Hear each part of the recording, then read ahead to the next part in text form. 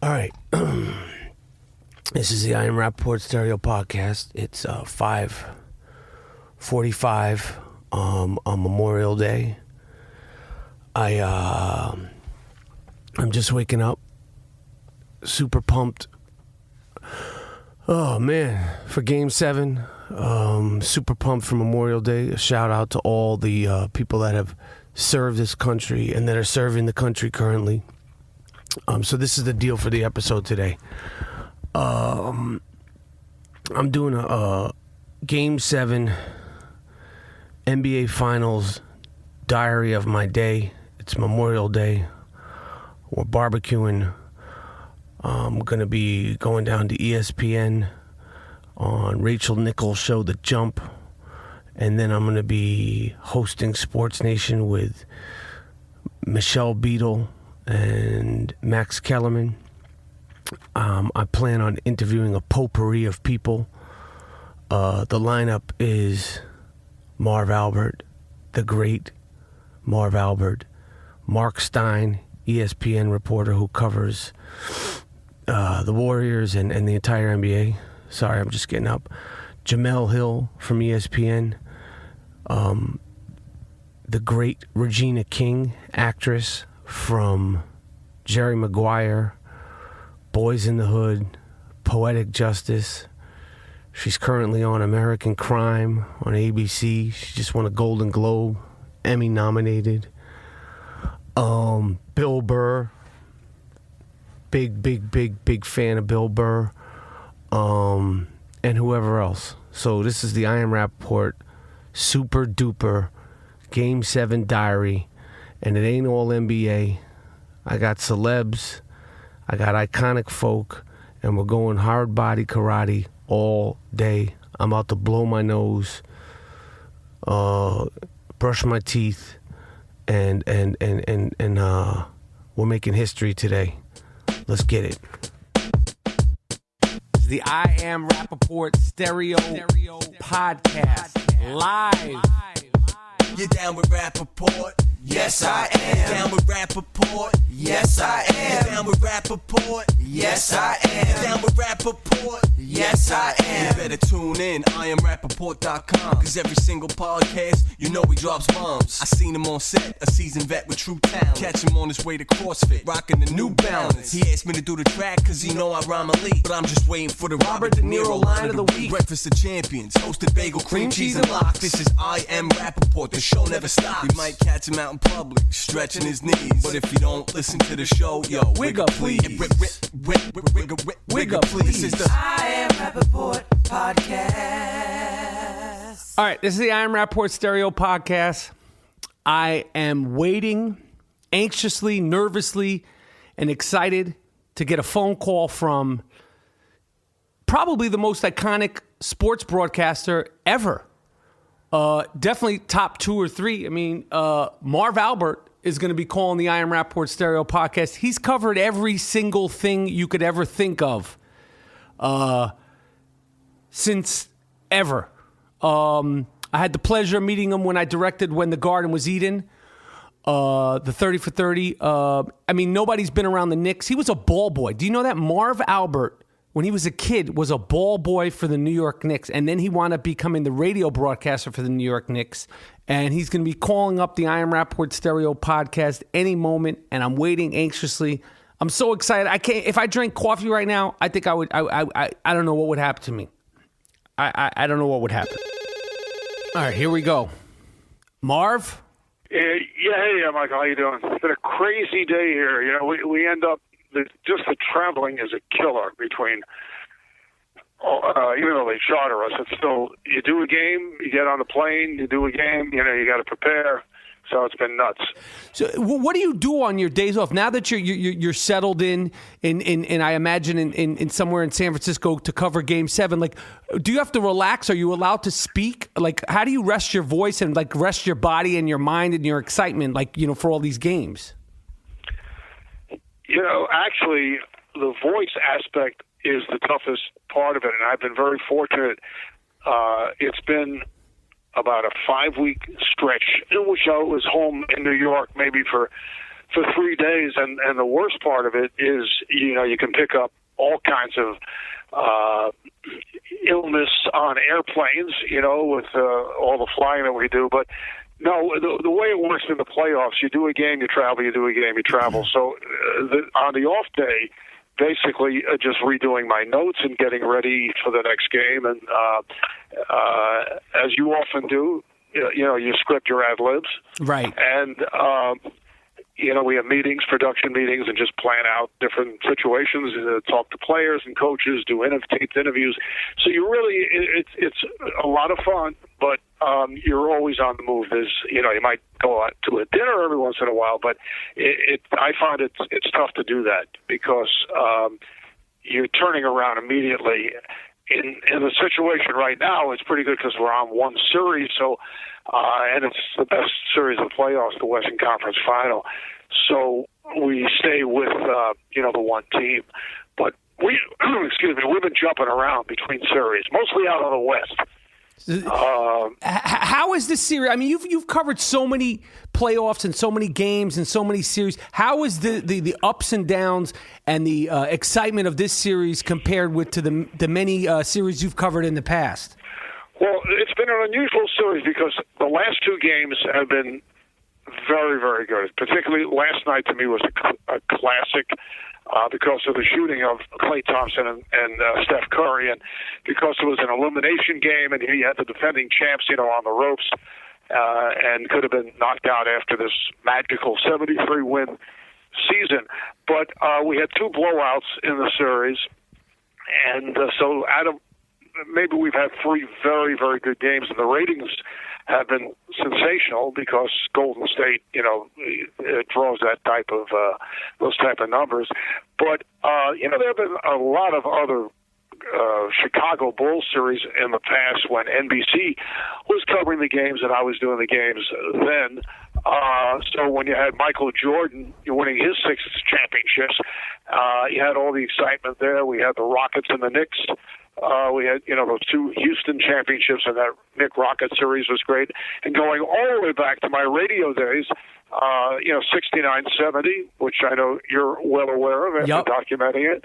And as it turns out, the 72-73 Knick championship was not that exciting because they won in 5, which was kind of surprising. But 69-70 is, one of the most memorable to me. In particular, at that time, many of the games were on delayed tape on television, so my doing the radio was really the only vehicle where you could get it live unless you were fortunate enough to get a ticket to the Garden. So there have been so many great, be it finals or playoff games over the years, and I just, I'm fortunate to have been able to do them. What can you say? Do you remember? I mean, it's hard to pick, and I know you've talked about the loudness in the arena when Willis came out of the tunnel for game 7. Can you say what has been the loudest arena moment you've covered during your career, or one of the loudest arena moments that you've covered, particularly with basketball? Well, when Willis Reed came out of the tunnel, I always said that was the loudest, and it was in the days where the crowds were not being pumped. You didn't have, all the music and the high decibel that you have now. But now it's different in places like Oklahoma City and in Oracle Arena in Oakland. It is so loud. But a lot of it is manufactured by, what's going on with the public address. Right. And the decibel level, I can't, measure decibel levels, but it's probably louder now. But it was different, when the dramatic event leads to the crowd roar. It's more natural. So I will always remember Willis Reed coming out where people didn't expect he would play in Game 7 in 1970, and the Lakers just stopping their warm-ups, turning around and looking in astonishment as Willis walks out. But that was a natural moment. Right. What you see now in arenas, around the country, it's really, and in every sport, it's all pumped up, and it's a completely different type of ambiance that, they set up. All right, you covered the Knicks in the glory days, and obviously you talked about the shooting of Klay Thompson and, of course, Curry. Do you think can you compare that backcourt of Curry and Klay Thompson to anybody else? And do you think that that's actually the best backcourt of all time? Obviously, Monroe and Frazier's discussed, and there's so many different backcourts that you could compare to. But like, who would you say you think is the most impressive backcourt, or you could say 2 or 3 that you've ever seen, covering the NBA? Well, Michael, Thompson and Curry, to me, are the best shooting backcourt of all time. Right. Followed by perhaps Jerry West and Gail Goodrich. Right. Earl Monroe and Walt Frazier, one of the great backcourts, but that was for all-around skills. Uh-huh. It was a different brand of basketball that was played then. And if you look at shooting percentages like in the 70s and the 60s, people are often surprised some of the star players did not shoot the way guys are shooting now. And then you look back also, the Boston Celtics had some great backcourts. I mean, Cousy and Sharman way back. Mm-hmm. But they, their forte was not the kind of shooting that you see now. I mean, the game is so different, and the game has opened up even from the days of Jordan and the 70s and the 80s with the Celtics and the Lakers having great teams. I mean, it was a more physical style of play. I mean, these playoff games now are physical, but they're being called a little bit closer now. But normally, guys have more space to operate now. What do you think about the shooting? The shooting is better now. I don't think there's any question about it. What do you think of this whole notion? I mean, you just said about the physicality. I mean, you've seen it all. I mean, you've seen it when the league was underdeveloped. You've seen it at its peak. When it came back to life with Magic and Bird. What do you think about this notion that the league now is watered down? And do you think that's even fair to compare? Because I look at it like it's the evolution of the league. It's the evolution of man. The athletes are better. The rules, they can't dictate the rules. But, you covering it so closely, what do you think of that whole notion of it being watered down? Well, that really started in every sport with expansion. So it's automatically watered down. And even in the early years of the NBA, because there were so many outstanding African-American players who were not in the NBA, right. And usually the best guys would end up as members of the Harlem Globetrotters. Mm-hmm. I mean, that was as far as they could go until the NBA started in 1946, so 1950, the first black players did get to play. And then slowly but surely, you see how the league has changed, with that. You can say the same thing about baseball and even football in their earlier years. But, I think that's, part of why the league is even better. There's no question about it. A lot of guys weren't allowed to play. I mean, it was the same thing in baseball till Jackie Robinson broke the color line in 1947. Right. But I think it's also, once expansion came, and now in the NBA you have even a different situation with the fact that you have all these, players able to come out of college, after right. a year. And I think that means that the fundamentals are not as good, when guys play 2 or 3 years. Even see the perfect examples are in Portland, C.J. McCollum, who played basketball at Lehigh, right, and Damian Lillard, who played at Little Weber State. I say little because of its basketball, and they are both tremendous players. They were both four-year guys, right? And you see, and it really that has been a tremendous advantage because they came in a little bit more seasoned. It took McCollum a year or two, to get to where he is right now. But still, I think that's the other factor. Watered down. I know Charles Barkley said it on one of the studio shows. He's not wrong, but I don't think it's as I wouldn't put the emphasis on it the way he did. I mean, the game is so different now also. Right. But fundamentally, I think it has dropped off because you have so many young guys coming into the league. Now, all right. Now I'm going to ask you a couple of random questions. Is there any Sure. good sushi in Oklahoma City? Does that exist? And is there anything close to a 5-star restaurant in Cleveland that serves more than just like eggs, bacon, and eggs? Like, are there really legitimate? No, Cleveland is actually a very. You're wrong with that, because Cleveland is really quite a few great restaurants. I mean, all right. So you're saying that there is a good meal in Cleveland, and you haven't confirmed if I could get sushi in OKC if they make it to the finals. Yes, you can. In fact, I did, in taking a brief tour of downtown Oklahoma City, I did see a couple of sushi places. I cannot vouch for it because I did not eat sushi there. But yes, I know you can find sushi at OKC. All right, this is my last question, because I know you want to rest your voice. You got to prepare for your game. If you had to bet your house, and you're Marv Albert, will the Knicks win a championship before the Cubs win a World Series? Help me out here, Marv. What's going to happen here? Oh no, well, the Cubs have a terrific chance this season. I mean, they've come along. It's not even close. Are you kidding? The Cubs are a good ball club right now. So I mean, they have a real shot to go to the series. I mean, the Knicks are very far away. You know, it's very difficult the way things are set up with the roster for the Knicks to attract free agents. Right. I know. So it's going to be, you never know, but they don't have any draft picks. You know, they may trade for a draft pick, but it won't be a high pick, or it could be a second-round pick, and there are very few second-round picks that really make an impact.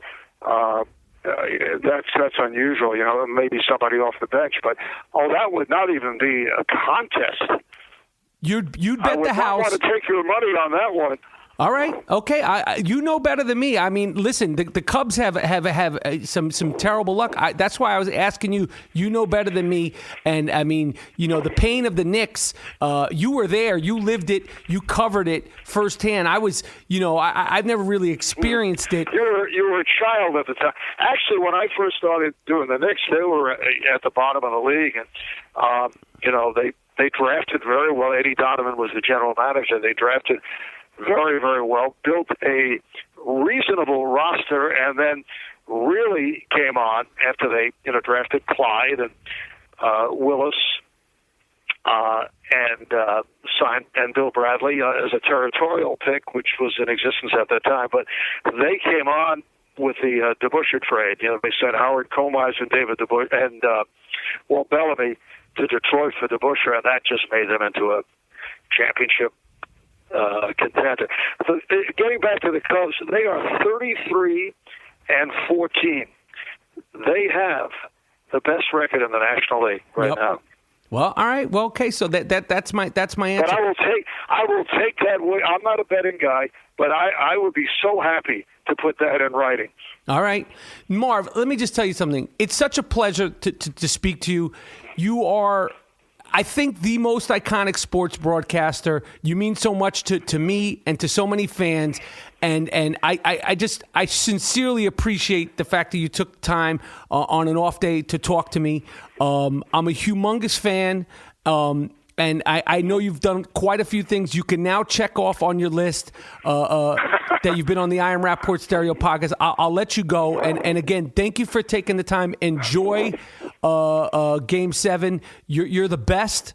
You're hearing your voice when you cover the games. It's just like, it's like magic. It's like home. It's so familiar. It's so perfect. And, I just can't thank you enough. I'm such a fan, and so many other people are. So I appreciate you taking the time, Marv.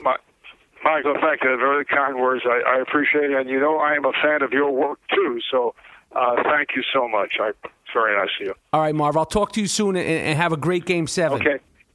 All right. Thanks, Mark. Thank you. Okay. Bye-bye. Fuck, man. I got to tell you something. Doing the I Am Rapaport Stereo podcast, listen, we fuck around.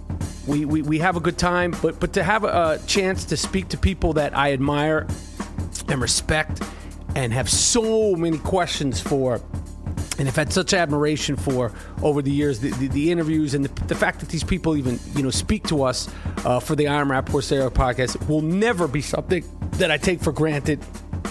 I'm hiccuping. I'm not getting choked up. I'm emotional, but I'm not that emotional. Shit, man. That was Marv Albert for the I Am Rapaport Stereo podcast, Western Conference Game 7 diary. What can I say, man? We're doing it big. We're doing big things, and we'll be right back. All right, the I Am Rapaport podcast is sponsored by Casper Mattresses. Casper Mattresses. Both me and G Monetti have been sleeping on Casper Mattresses for months. Casper is an award-winning sleep startup that launched with outrageously comfortable mattresses sold directly to the consumers. All right? The Casper mattress is singular design, universally comfortable, available in all standard sizes, and backed by a 10-year warranty. Casper Mattresses. Free 2 to 5 days shipping anywhere in the United States and in Canada. In New York City, you could get your fucking mattress the same day. $50 off the promo code when you punch in Rapaport, R-A-P-A-P-O-R-T. $50 off your first mattress. Okay, go to Casper Mattresses, Casper.com. Check it out. Welcome to Play It, a new podcast network featuring radio and TV personalities talking business, sports, tech, entertainment, and more. Play it at play.it. All right, this is the I Am Rapaport Stereo podcast, Game 7 diary of a madman. I'm in the Vroom Tomb right now. I'm heading to, I'm getting ready to co-host with Rachel Nichols on The Jump. It's Memorial Day. Again, make sure you give thanks, whether it's just mentally to yourself or actual thanks to all the people that have served and that are currently serving this country, protecting all of us. All right, so I'm calling my friend Jamel Hill, who I love. She is the host, the co-host of His and Hers on ESPN with Michael Smith. And I'm just a huge fan of hers. I love her. I love her take on sports. I think she's got great personality. She's fun. And I just think she's dope. So I'm calling Jamel Hill. This is an interview from the Vroom Tomb, a driving interview with an actual ESPN sports reporter. Another groundbreaking move here at the I Am Rapaport Stereo podcast, Diary of Game 7 episode. We're going live and direct now with the fantastic Jamel Hill. Hello. Jamel, it's Michael Rapaport. How are you? I'm good. What's going on, man? Hey, what's going on is it's Game 7, and I can't say that I can't remember being this excited about a Western Conference Finals game. It almost feels like a Super Bowl sort of anticipation for this game. Yeah, I mean, the ratings have come back from Game 6, and it's already, that game was the most watched NBA game of the season, so I can't imagine what this one will be. But, I mean, you're right. It's funny because each game is its own story, but this one, it just feels so momentous. So much is on the line. You got a 73-win historic team. You have all this conversation about whether or not if Oklahoma City loses this game, what kind of impact this might have on Kevin Durant. I mean, it feels like the fate of humanity is on this day. Now, let me ask you a question, because you know, I'm asking this because I'm so fascinated by what you guys do at ESPN, and you're there on a day-to-day basis. And you know, could you have imagined this Curry backlash? I mean, maybe it's because I'm blind and I'm such a fan of his. Could you have imagined so fast, like people turning on Curry so quick? And how does that happen? And why do you think that happened? Because I mean, as far as a sports guy and as sort of like a hero, he's everything you'd want. But then he has a couple of bad games. He's on the ropes, and I mean, it was just like boom, like it was people laughing at him, giggling at him, talking greasy. What is that all about? And did you ever imagine that would happen so fast to somebody like that who's so well liked?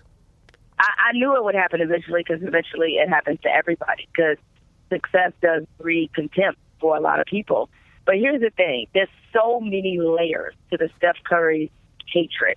One, you got all these old heads like Oscar Robertson and even my man Charles Barkley, who I love dearly, that just simply that don't like the style of basketball that Golden State is playing. Right. And this, you know what I mean? And this idea that a shooter, quote unquote, is dominating the game and is considered to be the best basketball player in the NBA right now. They can't stand that idea because as it is, they have issues with today's basketball in general, but they really have issues with how the Warriors play as a dominant three-point shooting team, as a team that is kind of representative of the analytical evolution of this game. They cannot stand that. Right. Then you have another layer of it in that there are people who feel like Steph is some kind of package that we just have to accept. He's got the NBA bloodlines and his dad playing. He's got the fine mom that everybody loves. He's got a beautiful wife. He's got the 2 kids. It's like they just don't want to believe this dude is quote unquote perfect because of what the outer layer exterior is. And so there's that part of it. And then even deeper, if I can just go way, way deep on a racial level. Let's go. He's light-skinned, man. Right. And, I swear that it just is the hatred and the stuff that I hear about him and about them, as in him and Clay, it is unfortunately exposed this deeper level of insecurity within Black people that they have when it comes to skin tone that is kind of, it's very bizarre to see it unfold. Like, there's this perception that light-skinned cats are soft, all right? And so he's got to live with that perception, and because of the way that he's dominating the game, people play him like he's soft. Right. And, a lot of people kind of reject this idea. And then there's this other part of it is like Steph was a story that people didn't see coming. And because people everybody didn't brilliantly, prophesize like with LeBron that LeBron was going to be this big superstar. Everybody knew that. Everybody could see that coming. But nobody saw it coming with Steph. And so because of that, they had to find reasons to reject it because they didn't understand it from the beginning. Dude went to Davidson, while considered to be a good player, nobody ever saw him as being an MVP. Right. And so when you miss out on that stuff, people have to find ways to reject a narrative that they didn't understand from the beginning. Because when it comes to basketball, everybody likes to feel like they're smart, like they know the game. And because they didn't see this, they're like, oh, well, we got to reject it because we didn't see it coming. And, of course, we're all smart and knowledgeable, and we should have known better. That's what you just said is you just covered the whole thing. So wait. Let me add one more layer, Mike. Give me some more layers. On top of that, one more layer, that he got the nerve to be the unanimous MVP. And so, of course, we as in the media, because anybody we like, automatically people can't say. So they're like, hold up, you got 131 people in the media to agree that this guy was the truth. Of course we can't stand him, especially when, I wish to God, I'm telling you that Michael Jordan had won a unanimous MVP or any of the other greats had, because he wouldn't face this kind of hate. Right. And you got to understand, too, it's not just like people on Twitter and social media that hate.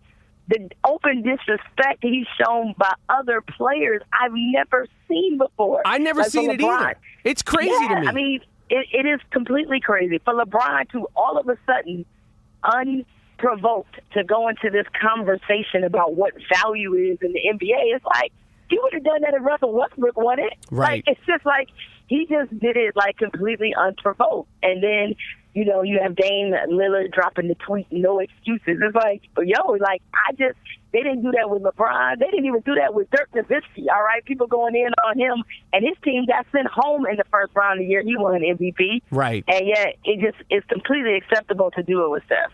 That's good stuff, Jamel, because I agree. I'm a fan of his. And I was fortunate to follow him at Davidson, probably just because of his last name, and I knew his pops, and I just became aware of him, I've come across him. He's just chill. I just don't understand it. I agree with everything that you just said. I'm not going to keep you long. Who you got for tonight? Because I know I've been watching you. You were on the OKC. So where are you at right now? If you had to bet the house, you had to bet all the hair care products, everything you got. Who you got tonight? Well, this is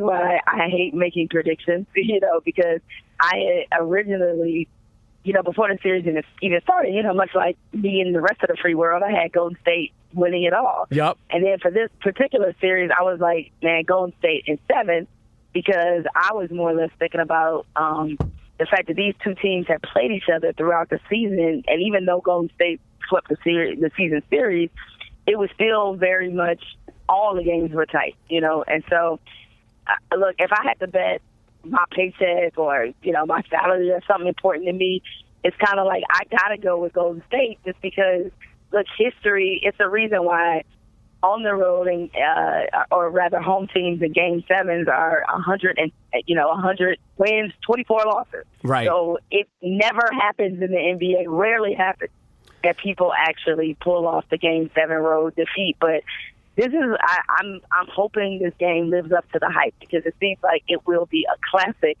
Because I don't expect OKC's not going in there to lay down. No, they're not. And it's going to be a game. Yes, it's going to be a game, and I think there is a temptation to pick against OKC, thinking that like, oh yeah, they can't recover after how they fell down in Game 6. But as difficult and as painful of a loss as that was, it did not, for me, feel like a knockout blow to Oklahoma City. It felt like they realized they missed the opportunity and they're ready for some more in Game 7. They're ready to re-seize the moment. So I think it's going to be a very tight game, but I think Golden State ultimately is going to win. All right.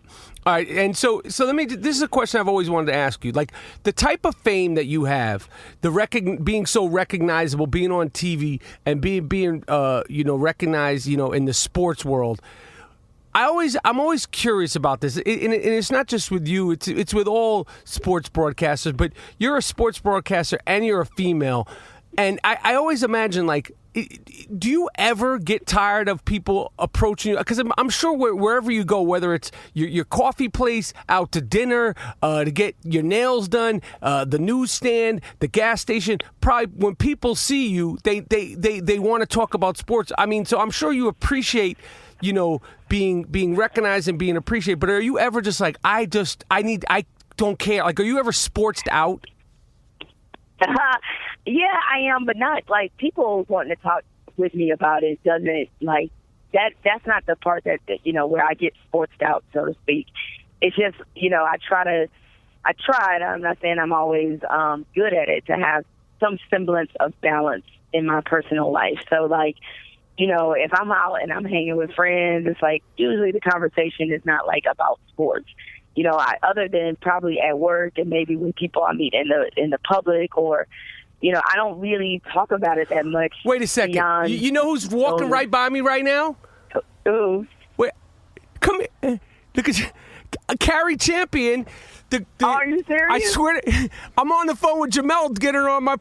This is going to be the best podcast ever. Jamel, you're doing a podcast right now with Michael Rapaport, and you can't even call nobody back. Right now with Rapaport, yep. Yo, I'm doing Carrie. I'm doing my Game 7 diary. I'm interviewing Jamel, and Carrie Champion is walking down the street with a yoga bag. I came from hot yoga already. I already got it in. I don't believe you. I know. I already got it in early. I got it before the sun came up. I don't believe you. I don't even know what to do with myself. Jamel, I can't hear you, but I will tell you this. I literally just parked my car in Larchmont, and true to the first time I've ever met this man, Michael Rapaport, he was walking down the street in Larchmont, checking out the chicks, pretending to do yoga like he is right now. Are you going anywhere, Carrie? No. Give me. I'm gonna get out of the car. I'm finishing up with Jamel. This is gonna be the best podcast ever. Jamel, this is gonna be the best podcast ever. Can you call me when you're done with this interview? Allegedly, bye. I will call you when I'm done with this interview. I don't even know where we were, but we were talking about your fame. It doesn't matter. Yeah. This is even better. All right, Jamel. Well, listen. Enjoy the game tonight. Enjoy Memorial Day. I'm sure you're going to eat good. I know I'm going to eat good, and I this is, to me, is just like, this is a perfect. I'm actually, it's funny you said that, because I'm actually about to engage in the most African American habit ever, because I'm on my way to Popeyes. I'm not even kidding. I am straight up on my way to Popeyes now to get a two-piece. Get it in. All right, Jamel, I'll talk to you soon. Thanks for doing this, and have fun tonight watching the game. I'll text you if things get crazy. Okay, we'll do. All right, bye. We have a phone number. I believe it's a payphone at a 7-Eleven near Oracle Arena. This is where Steph Curry has been located. Bizarro Steph Curry has been located. This is apparently where he's hanging out before the game. I guess he didn't want to go to shoot around or watch any film because Bizarro Steph Curry, he doesn't give a fuck. So hopefully we'll get him on the phone. I want to get some pregame response from him. And like I said, he could be a little belligerent at times, but also he's just one of a kind. Yeah, hello? Hey, Bizarro Steph Curry, this is Michael Rapaport. Yo, check this out. What I told you about calling my phone, Duke. Yes, no, I know Bizarro Steph Curry, but it's Game 7. No, motherfucker, I told you, don't be fucking around on my phone, man. Now, what you want to talk to me about, Rapaport? Because I heard you was talking shit. And like I told you the other day, I don't play all that old bullshit. You know what I'm saying? I seen you up on ESPN, he's popping shit. And I know you ain't had my name come out your mouth yet. And let's keep it that way. All right? Because I'm about this shit. You know what I'm saying? I'm over here at the bodega out here in East Oakland. And I'm getting ready for this game. I'm sipping on something real nice. Oh, well, what are you sipping on? Yo, don't be asking me no dumb fucking questions, man. Tell you what I'm sipping on. What you want, man? Well, I'm doing a diary of Game 7. It's been a great series. I know that. You see me doing my thing. You see I shut shit down at OKC. Yeah, Clay was doing his motherfucking thing. And Clay's my peoples and all that shit. And I seen you was talking that light-skinned shit, Rapaport. But I'm going to tell you something right now. When I see you, I'm going to see if you're talking that light-skinned Albie Shore shit. I see your little tweets. I see your little cute shit you talking about on Albie Shore, comparing me to Albie Shore and that whack-ass Christopher Williams. I mean, fuck all that. I'm sorry. I grew up, I was a fan of Albie Shore, and, you know, Christopher Williams, and, you know, Kanye said, you know, he hopes, you know, light-skinned brothers never ever get back in style, and I was making it like, you know, fuck all like... that shit you talking. All right, fuck all that slick shit you talking about, Rapaport. Matter of fact, yo, I can't fuck with you right now. I'm about to smoke something, sip something before this game, and we getting cracking, and we getting ready to pop some shit off tonight. It's Game 7. Motherfuckers was talking a lot of shit. We was down, we wasn't out, and I'm getting ready to cut some motherfucker throats. Hey, don't be calling this motherfucking payphone no more, man. You understand what I'm saying? I'm out here with J.R. Ryder, and, you know, and we in East Bay funk shit. And I'm getting my mind right before this game. So, yo, don't be calling this fucking number no more, Rap, for you and your little motherfucking podcast. I can't stand going online to try to find tickets for a game or a concert that I really want to see. Customer service is so bad these days for stuff like that. So I always go to SeatGeek first to look for tickets or a game or concert. It's easy, fast, and it helps you find the best deal for any event you want to go to. I have the SeatGeek app on my phone, and I just used it the other day to get tickets to a Rihanna concert. Yeah, I got dope-ass tickets to see Rihanna through SeatGeek. All right, SeatGeek is taking all the hassle out of shopping for tickets. It pulls all the tickets available to their site into one place so you could save time and never miss out on a deal. All right, every ticket on SeatGeek is given a grade based on value so you can immediately find underpriced seats. All right, before you buy, you can see the SeatGeek's detailed map to see a view from your seat so you can understand exactly where you're sitting and what you'll see for that game or event. You understand what I'm saying? Trust me, SeatGeek is easy, it's inexpensive, and it's fair. Best of all, SeatGeek is always honest and upfront about the prices. Unlike StubHub, SeatGeek gives you the full ticket price from start to finish. All right, never any surprises with a huge fee when you check out. I can't stand that shit. They're always tricking you and selling you something that you didn't pay for. My listeners get a $20 rebate off their first SeatGeek purchase. Download the free SeatGeek app. Go to the settings tab and click add a promo code. Enter the promo code Rapaport, Rapaport. SeatGeek will send you $20 after you made your first ticket purchase. Download the free SeatGeek app and enter the promo code Rapaport. SeatGeek, SeatGeek. All right, this is the I Am Rapaport Stereo Podcast. This is turning into a fucking epic episode. of the podcast. Game 7, Diary of a Madman, Western Conference Finals. I'm about to call up my man Bill Burr, who I've had on the podcast a few times, and I've been on his podcast. I want to talk he's a hockey guy, but I want to talk to him about Game 7. I'm sure somehow or another this conversation is going to end up with some arguing about Boston sports versus New York sports. But that's why I fuck with Bill Burr. Hard body karate. He's a friend, and I'm a fan of his, a true fan. I think he's fucking just so good, such a good comedian, and just continues to get better. And he's a lone red wolf, and that's why I like him. So I'm calling him up live and direct right now. Bill Burr, comedic mind extraordinaire. Hello. May I please speak to Bill Burr, please? Who do I have the pleasure of speaking with? This is Michael Rapaport. I'm calling to speak to Bill Burr, please. Is this him? From the I Am Rapaport podcast? Number 1 on iTunes, number 3 in Helsinki. The I Am Rapaport stereo podcast. Yes, Bill.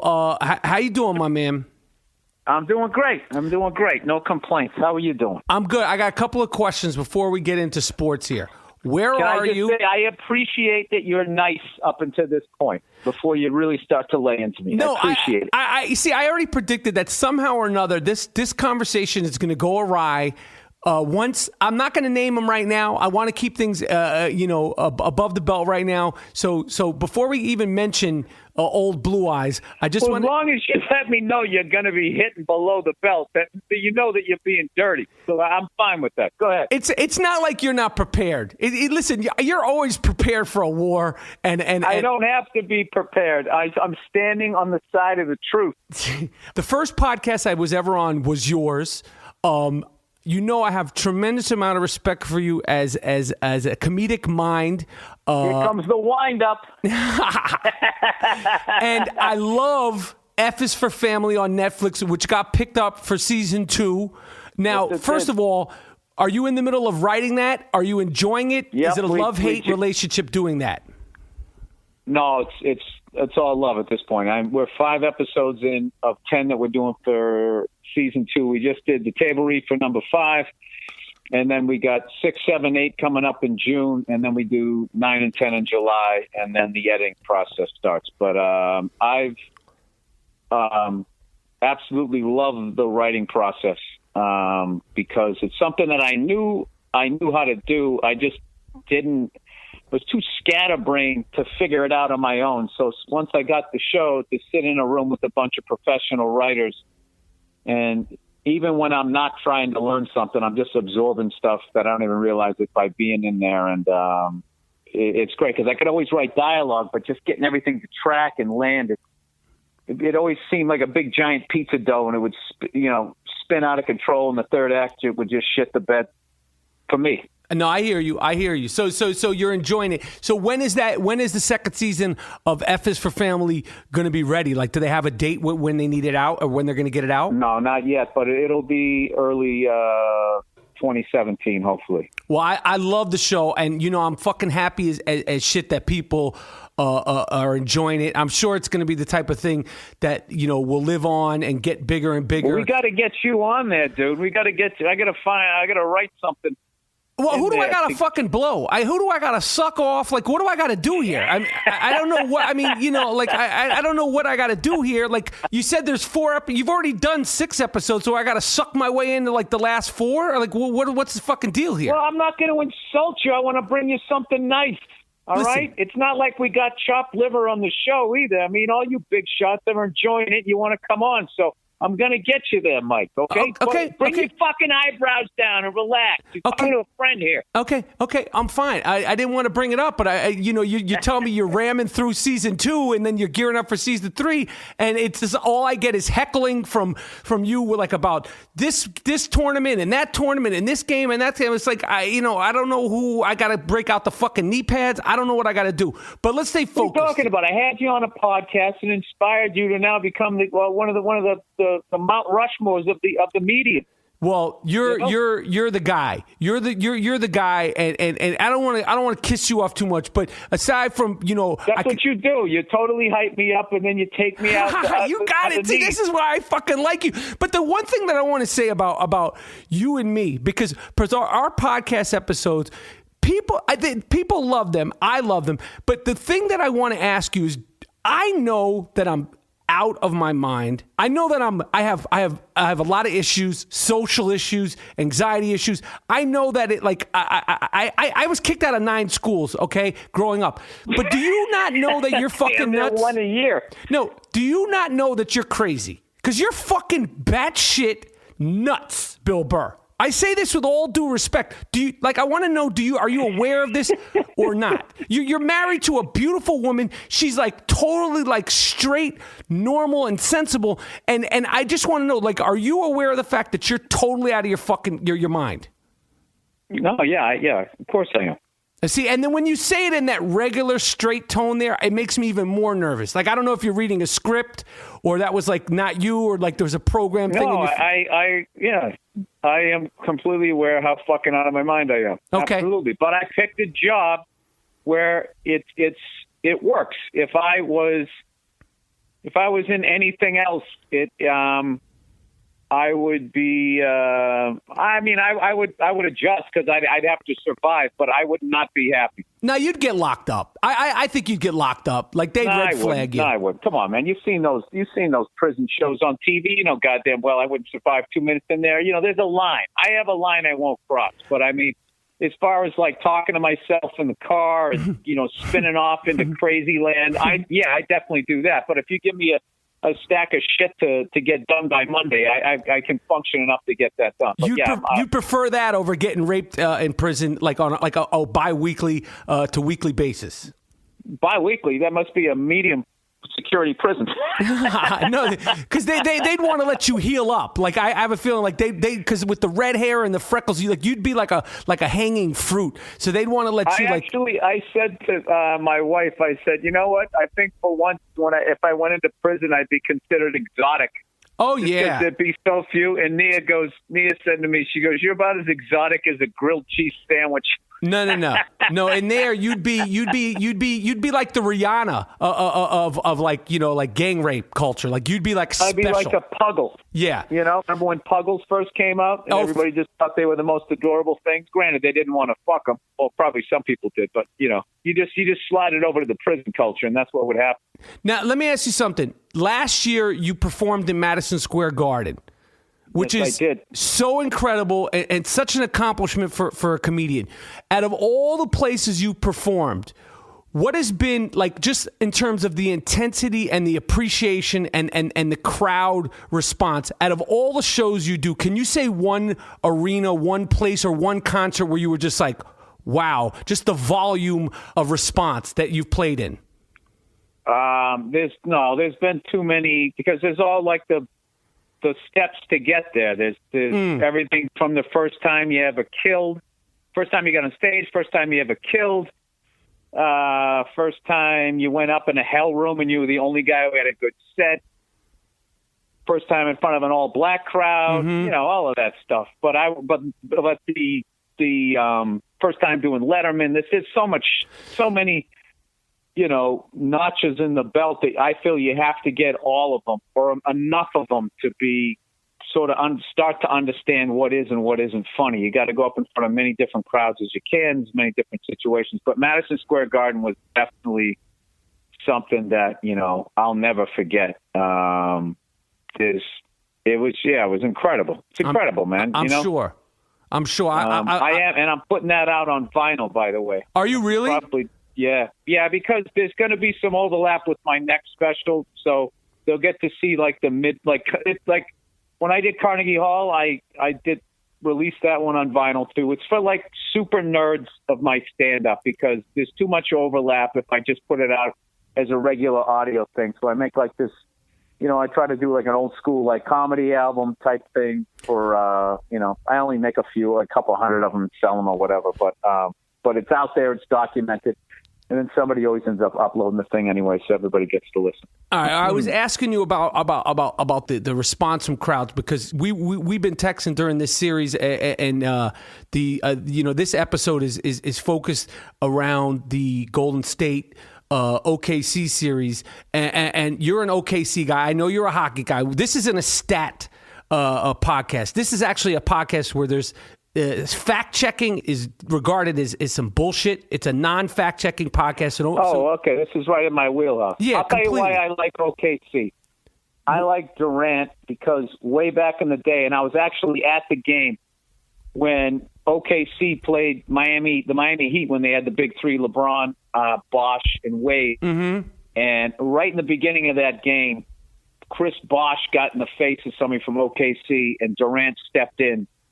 And then sort of, I can't say reprimanded his own player, but had a stern talking to him. And they asked him later what he said to his player after his confrontation with Chris Bosh. He said, "I told him that there's a lot of phony tough guys in this league, and that guy's one of them." I remember that. And I just thought that whether that's true or not. Now, go ahead, Chris Bosh can knock me the next week, but I'm not an NBA player. But just hearing that just seemed like some old school shit. He already seemed like a leader, and he's only 27 now. I can't imagine. That was like 4 or 5 years ago. So crazy for him to have that kind of poise, and also just the way he was shooting. I saw him. I do the road. I go on sporting events all the time. I saw him when he was a Seattle Sonic in what was the name of that arena? Kemper Arena. I don't even remember. Like you saw it. Wow, that's cool. I saw him. Yeah, dude. I've seen a bunch of shit, man. I was Mile High Stadium when Terrell Davis had his season-ending injury. Unfortunately, I saw that. I've been going to games forever. So that's how I became a Kevin Durant fan. Okay, cool. I'm a basketball fan. A lunatic. You're a lunatic. That goes without saying. That goes without fucking saying. You don't have to state the obvious, okay? You don't have to state the obvious. You did it to me in the beginning. Jesus Christ, I'm just having a little fun with you. Relax. Put away the hatchet.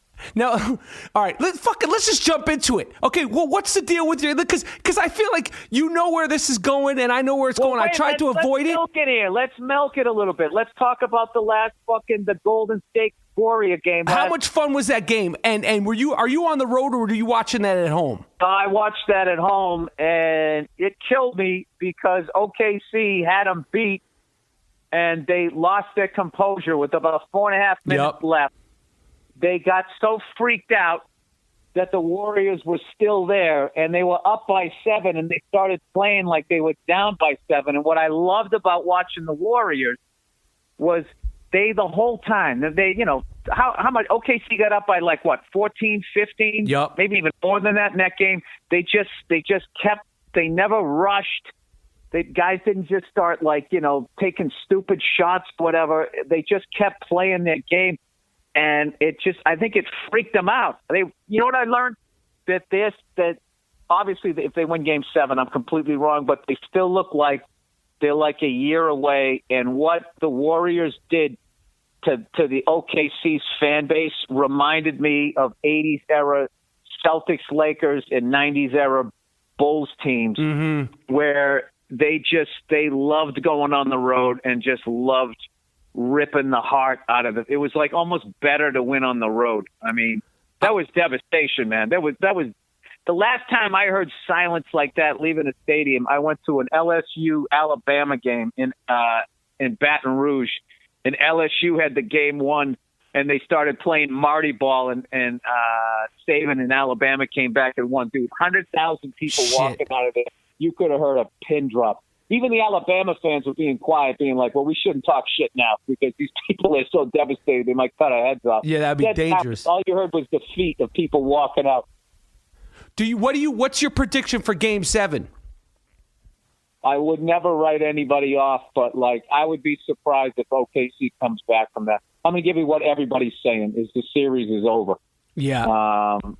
But you never know, man. You never fucking know. It's been great. How loose they looked in Game 4. They were fucking dancing in the tunnel. They were having a great time. They can somehow get back in that mind. It's not like the Warriors are better than them. It's just that they know how to fucking win. That's the biggest goddamn thing. the biggest thing when you watch the San Diego Chargers, I remember they had us beat in a playoff game, the Patriots, your favorite fucking team. They had us beat. They stopped us on fourth down, and they took an unnecessary roughness call away from the play. And it was just like, Jesus Christ. I couldn't even feel good about the victory. It was just so pathetic the way they gave the game away. And I don't know. That's my ESPN soundbite right there. I'll tell you right now, Michael, that's what separates the champions from the also-rans. They know how to win. Now, let's just fucking go get to it. Okay, your guy won't let up. I have to tell you, the other day I was listening to some. Who's my guy? Who are you talking about? You know who I'm talking about. I'm talking about old Blue Eyes. I'm talking about fucking Tom Brady. Paul Newman? I'm talking about Tom fucking Brady. And I'm talking about. But the funny thing, I don't know who these guys were. He doesn't have blue eyes, dude. What color is his eyes? They're blue, right? What are they, aquamarine? You know what? I don't know. You stare into his blue eyes. I know you have a poster on your wall. I look at the dimple. I stare at the dimple. All right, that makes it fine. At least you're admitting that you stare at something. Now, I heard two lunatics on sports radio, high-end, well-paid people, having the exact same conversation that you and me have had. And I was with my girl, and I said, This conversation is so dumb because this is going nowhere. And the Tom Brady getting suspended, not getting suspended, deflating the football. Now it's going to turn into he's going to lose this one.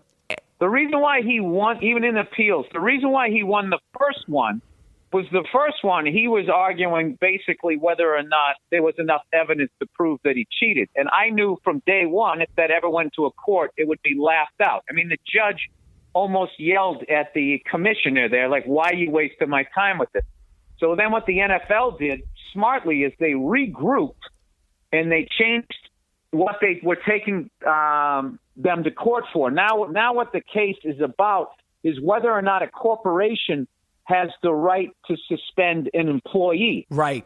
Which is completely different. And I totally agree with that. I mean, even though Brady has to fall on the knife here, you can't have the nuts running the nut house. Yeah. Because they're going to spend so much goddamn money in court because if they let Brady go, they're going to have everybody every time they get suspended. And then, God forbid, the next time, if it's a black quarterback, there'll be the whole race thing. Oh, what? I can't do it, because I'm black, and you let the white boy astronaut looking guy off. So I agree with it because this time back around, I agree that a corporation has the right to suspend their player. You can't have the workers running the league, or else you have chaos. I actually agree with with the reason why they're upholding the suspension. I'm so over it. As much as I like to break Tom Brady's balls and this whole thing, I'm so fucking over this shit. It's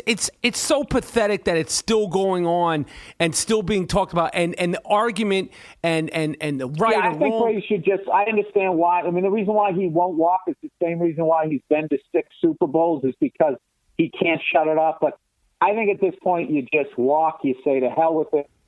I can't tell you as a sports fan, like watching the end of the wrap up between OKC and Golden State Warriors, and they show Shaq in 2002 when they beat Sacramento, and they go, "Yeah, we won that game 7." It's like, dude, there was a mobbed up ref. The guy admitted that he threw that thing, and now they're talking about it like that whole thing was on the up and up. Like the Lakers literally have a banner up there that possibly should be hanging in Sacramento or wherever else. I mean, that's not the Lakers' fault. Right. But like when I'm watching my guy getting his balls fucking raked over the coals for 8 months, all the way through the baseball season over air pressure, and you see fucking Peyton Manning goes to the Super Bowl after his wife had HGH delivered to the house. He goes through 2 weeks of Super Bowl media. They don't even bring it up. Mm-hmm. That's when I sit there at this point. I'm going, look, dude, this is beyond, gamesmanship. This is beyond an issue of cheating. Like somewhere along the line, like Kraft or somebody over there, Belichick had a falling out with somebody. I don't know what the fuck we did. Something happened. I Something agree. definitely happened. Some backroom shit. Busted. I totally agree. The Vikings got busted, dude, for heating up the ball. They got busted doing it. and their fine was $75,000. That's it. We lost our quarterback for a quarter of the season. We got over $1 million fine, and we got a number of draft picks. Now, granted, part of that is because we got busted for Spygate, so it's a repeat offender thing. So that's right. It's like, so that part of it is that, but like, $75,000. That's it. I mean, I don't know. No, I hear you. I think it's an embarrassment, and I agree. I think that something happened. Somebody banged somebody's girl. There was a bad business decision. There was an investment. Somebody was supposed to clean the pool in somebody's house after some shit happened. Or it's because Goodell fucked up the Ray Rice situation. And he's trying to make amends to it. But I think that he's trying to seem like a hard ass now. I think when you give somebody 2 games for knocking out their fiance and dragging her down the hall like a sack of potatoes, and then the video comes out, you're like, "Oh, we didn't see that. Get the fuck out of here! You didn't see that." Yeah, you saw it. And then they go, "Oh, we meant suspended indefinitely." Like, I just feel like after that, because it was so early on in his tenure that he just kind of wigged out. I have no idea, but I can tell you this: I don't give a shit anymore. And I kind of like arrested, pissed off Tom Brady coming in Game 5.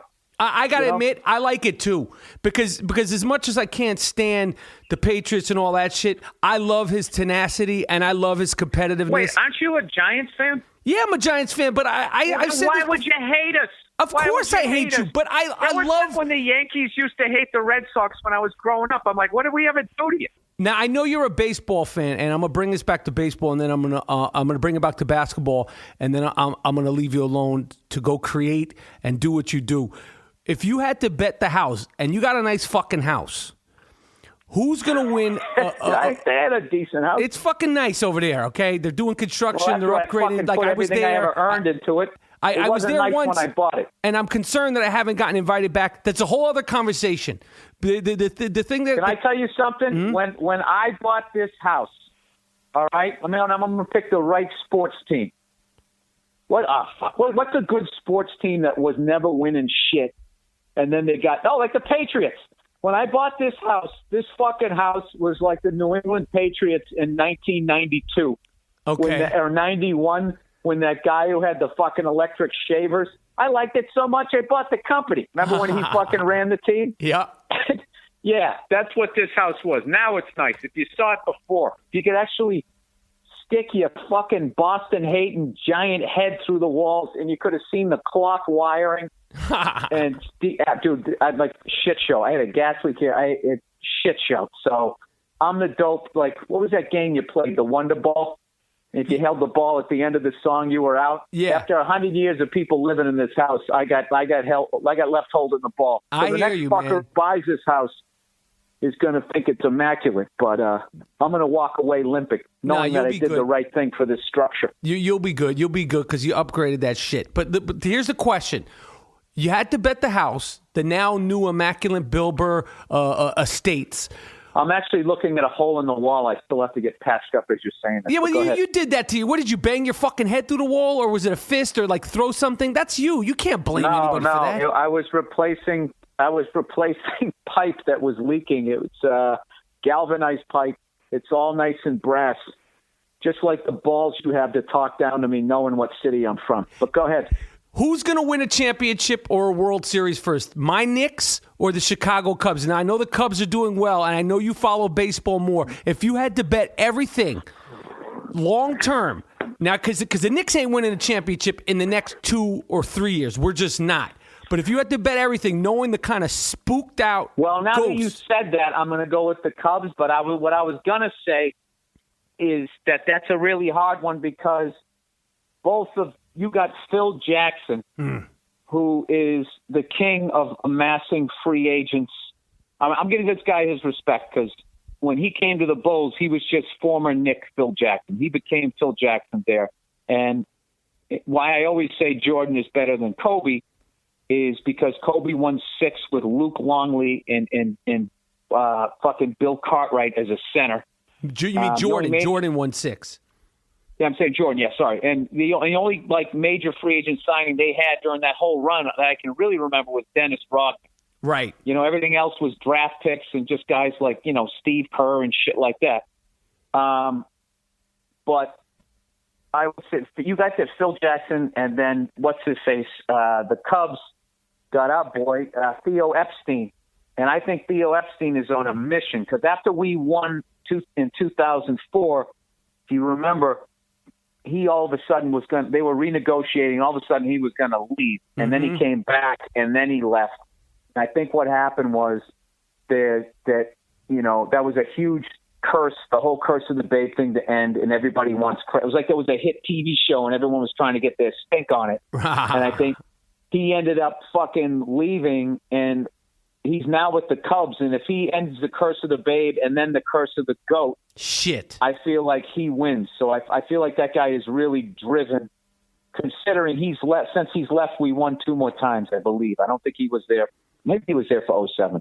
I can't remember. I'm an old man. I don't fact check shit, but I'm not a baseball guy. Okay. I know you know your baseball shit. I don't know fucking shit about. I know. Look, dude, I kind of when Big Papi tested positive for something, at that point I just tapped out as a baseball fan because I was so sick of cheering shit on that, and then 4 years later they were going, yeah, that didn't really count, and it's just like, look, either make this shit legal or get it out of the game. So can you just repeat that one more time? You said, just say it loud and clear. When Big Papi got tested for taking something, could you just say that one more time? I think there was an outage. Tested positive for something, and then they never did any follow up to it. I just said fuck it, and I walked away from the game. Okay. Can you say this with me? What? We are roided up guys beat your roided up guys.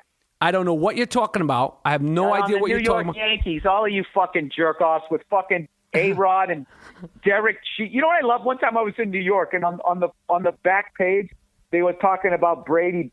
Oh, on the front page, they were talking about Brady being a cheater or Belichick or something like that. And on the back page, they were going A-Rod hits his 600th home run. Where does this put him with the all-time great? They literally had a cheater on the back. And I was like, did Rapaport write this fucking episode? I know people. I know people. Andy Pettit only took it once. I just took it one time, and it's only because I love baseball so much. I don't support him. I never supported him in that fucking Clemens. I feel like Clemens was his pimp, and he brought him down. Clemens is like that guy that ran that bar in Porky's. Where is Roger Clemens? What city does he reside in? Is he he's in Texas, right? Yeah, he's probably at a Hooters. All right, Bert, I'm out of here. I appreciate you taking the time to talk to me. That was pretty civil for us. I got to admit, that was kind of civil. We're over the phone. The next time, you know what it is, dude? I figured you out. You can't go to your left, so I just know to work on your left, and then we'll have good arguments again. But I got you figured out, man. I'm in your head. Well, we could only beat this. We're on the same page with this Tom Brady shit. I want it done and fucking buried. Suspend him. Don't suspend him. I don't want to have this conversation. It's so. What are you fucked talking up. about? You're going to be I'll be fucking. If we're lucky enough to live to 80, you're still going to bring it up. Well, check this out. I promise you this: if this motherfucker is suspended the first game, I'll be bringing it up the whole first week. Trust me. But I'm just saying, as far as everyone else bringing it up, I want it to stop. Oh, you want to be the only one who brings it up? What are you, special? I'm just saying. I've heard it enough. But as far as I'd pick him in my fantasy team if I could get him, he'd be a great. It crushes me when I hear grown men say that. You hate He's fantasy, on my right? Fantasy team, really? Do you dress like a unicorn when you watch the goddamn game? That's the stupidest shit ever. You don't fuck with fantasy, right? No, I try to live in reality. No, I hear you. My childhood's over. You know, I was on a plane the other day, and I was watching this 32-year-old hipster, right? You know, where they wear the knitted hats like they're going to have a snowball fight, but it's 80 degrees out. Uh-huh. He's got his beard and his hipster glasses. And the entire flight, he's playing this video game. And it just was, I don't know, to me, it was hysterical. Because video games to me are I don't know, it's like you're still a kid or some shit. Yeah, it's a joke. You should just be playing pinball, eating cotton candy. I know I'm wrong about this, but I don't know. To me, I'm an old man, Michael. I'm with you. The red hairs are turning gray on me, too. Well, I shaved my head, so that's not a problem for me anymore. I just walk around looking like a sickly Ron Howard. That's my deal. Yo, Burr, I'm out of here. I appreciate the time. I'll be texting you during... when I get the rest of the holes patched up in my wall, I'll have you over. I want the so this is what we promised for. I'm coming over for invite, and you said I'm going to guest star in the last 4 episodes of season 2. I appreciate that. The offer's been made. I accept it. Oh, yeah, we have a lot of background noise we need in this bus station scene. You can just yell out some shit. Just whatever. I didn't say I need a big part. I didn't say I need a big part. I'm just saying, hey, I'm ready to listen, go. You're breaking up, man. I can't hear you. Yo, I'll text you during Game 7. Okay, well, wait. Let's have a little gentleman bet here. What do you got? I got Golden State Warriors for sure. You got Golden State Warriors? How many points you giving me? What's the spread? 7. The spread is 7? 7. You give me 8 points. I'll bet you $100 and I'll take OKC. I'll fuck the $100 with dinner, a steak dinner. Steak dinner, done. All right, so it's 8 points? I got 8 points. It's already 8-0. You're already losing, and I'm looking at the garlic mashed potatoes. That's how much of the meal I already got in my head. I think it could get ugly for OKC in this game. I'll take the 8 points. All right, 8 points steak dinner. I'm 8 point steak dinner. I'll take that ribeye medium rare, my friend. Let's do it. I'll talk to you later. All right, bye. Bye. Welcome to Play It, a new podcast network featuring radio and TV personalities talking business, sports, tech, entertainment, and more. Play it at play.it. All right. This is the I Am Rapaport stereo podcast coming live and direct. I'm displaced. This is the the Game 7 Western Conference Finals diary. And I'm in here with one of my favorite people, one of my favorite actresses, and a friend of mine. Let me see. Before I say who she is, she's definitely one of the first people I've mentioned interviewing on the I Am Rapaport Stereo podcast. She's definitely somebody who's going to get the full Monty interview, but because this is a number one, she's got a bum ankle. Can't say how she's got a bum ankle because she's so high profile and doing so many things. There's non-disclosure forms that have been signed by me and everybody on the perimeter. It's almost like the Secret Service came in here and had to vet the whole place out. You know her from so many things, starting with 227, Boys in the Hood, Jerry Maguire. I'm in here with Regina King. What are the awards you've won? You've won what? Emmys, Grammys, Oscars, MVPs? Like what are we at now? Golden Globes? All of those. Okay, all those fucking things. So I'm in here with my friend Regina King, who's also a big time basketball fan. Although because she has a little bit of an ankle thing, she hasn't been paying attention to the games as closely. I was a little surprised. I know. Even though we're good friends, Regina, I don't know, nor do I care if you've ever listened to the I Am Rapaport Stereo podcast. But one of the things that we live by is that we don't fact check. So whether you know the stats or not, it means nothing. Okay, so you can have watched one of the 3 games. I don't give a shit. The fact that you're even here, that I'm talking to you right now, Poetic Justice. I mean, shit. I didn't even name like how many TV shows are you on now? What about Higher Learning? Higher Learning. But I met you before that. I met you, and also I think that you might have been. Did I meet you while Poetic Justice, when Poetic Justice at the premiere? No. Oh, okay. Tell me. I think the first time I couldn't have been the first time I met you, because I feel like I met you and like fanned out on you somewhere before Poetic Justice, after Higher Learning. I mean, after Boys in the Hood, where in the modern era, I'm sure in the 70s it was done. You brought the braids with the new millennium neck roll back into mainstream culture. I think like when you played your character in Boys in the Hood, like you might have brought, like you might like, because I remember thinking like, who the fuck is this? This is not an act. Like, who is this chick? And then somehow are connected. I was like, that's the girl from 227. Like, I thought this was like a hood chick. That's awesome. And this is just the tip of the iceberg.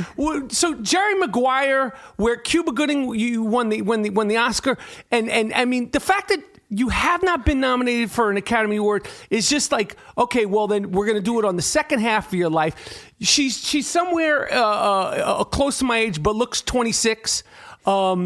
Regina, this is the I Am Rapaport Stereo podcast. I don't get a lot of female energy in here. Okay, it's usually just a lot of dudes talking a lot of shit. So I've got to represent. Well, it's just. Well, look, you said that we've got to have our full out interview. I'm going to get the full interview. Yeah, because we've got a lot.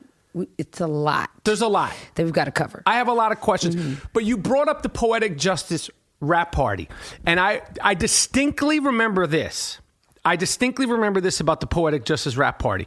Aside from seeing Snoop Dogg for the first time, and I was definitely like grouping out around Poetic Justice because I was at the read-through, and there was so much excitement about that with Janet Jackson. Do you remember the read-through? I got into a car accident. You were late. Remember, that's why I was late. Because I got into a car accident, and the girl that played the one who had the baby with Shit, I can't remember. I guess Lucky. Yes. Lucky's baby's mama. Yes, Tupac's baby's mama. She was doing She read Aisha. She read my part while I was dealing with the cops and the police. Right, and the rain. I remember that. But I remember I was, it's like I had like a blink part in that. I was the first motherfucker at the read-through. I was like, I want to sit here. And I remember sitting right next, like they had the names out. And I remember sitting right next to where, and they were like, you can't sit there. You're fucking... You're the mailman, and like seeing, like you can't sit in that seat. But I was so excited to be a part of that movie. That was big. I was excited too because there was so much anticipation around Janet Jackson and the Tupac factor. Right. And I think for me and you though, it wasn't really so much the Janet as much as the Tip and Pac factor. And they were in the I mean, to meet Tip, I was like, oh my God. Right. I was dealing with all of that stuff that was going on with the car accident. Right. But Q-Tip was in that movie. But I remember at the Poetic Justice rap party, distinctly, you telling the DJ to play a song which turned out to be Jamaican funk, and you and Tupac dancing. But it just looked like you guys just were soulmates and like friends. Yeah. Like I just remember like it didn't look like I don't know what the extent of your relationship was, but I was like these two people really have an affection for each other. Yeah, absolutely. And I remember you guys dancing to that song, and I just remember seeing that. I was like on heightened alert that night because I met Snoop and Ice Cube was there, and it was just such a special time. And I think it's with youth, you're so excited and exuberant. So to ask my first question, Tupac, Poetic, what do you remember about him? Like what was it like working with him, and like what was he like? He was just so real. Like it's funny because not to keep going back to revisiting the same place, but that was a space and time in our lives when the read-through for Poetic Justice first happened. At the end of the read-through when we read it over, and I actually did the part. Right. Tip asked me, do you need a ride? Do you need, because everybody knew that the accident had happened, and then Pac asked me, did I need a ride? And I was like, Tip or Pac? Oh shit. Or Pac. And I just felt like I love Tip. Q-Tip is, Tribe Called Quest is one of my favorite, is probably my number one favorite rap group of all time, right. But Pac and I are about to do this movie together. So it's probably best to go and bond with him. Right. So took the ride from Pac, and that's... He's driving you to where you have to go to. Driver's driving. Okay. Yeah. Okay. And that's all she wrote. We just totally connected. It was honestly the one we slept together and never slept together. Got you. Like that's how just, we would curse each other out. Right. We would, love each other up. Right. But he was like a brother, like a best friend, and just so honest, like honest to a flaw. Uh-huh. That's cool. Yeah. And what about you told me earlier tonight before we started podcasting that there's some sort of 25th. You mentioned it's the 25th anniversary, the year 25 fucking years ago. Boys in the Hood came out. Yeah. When you made that movie, I know you had been a child actress. Did you have any fucking idea that it was going to be good and that it would even be discussed 25 years ago? And it's so iconic, and there's so much spawned from that. Right. Singleton spawned from it in a way you spawned it from Lawrence Fishburne, Angela Bassett, Cube, Morris Chestnut, Ice Cube, Cuba Gooding. They're just Nia Long. Right. It was the revitalization of Fishburne's career as an adult, as like a great adult actor.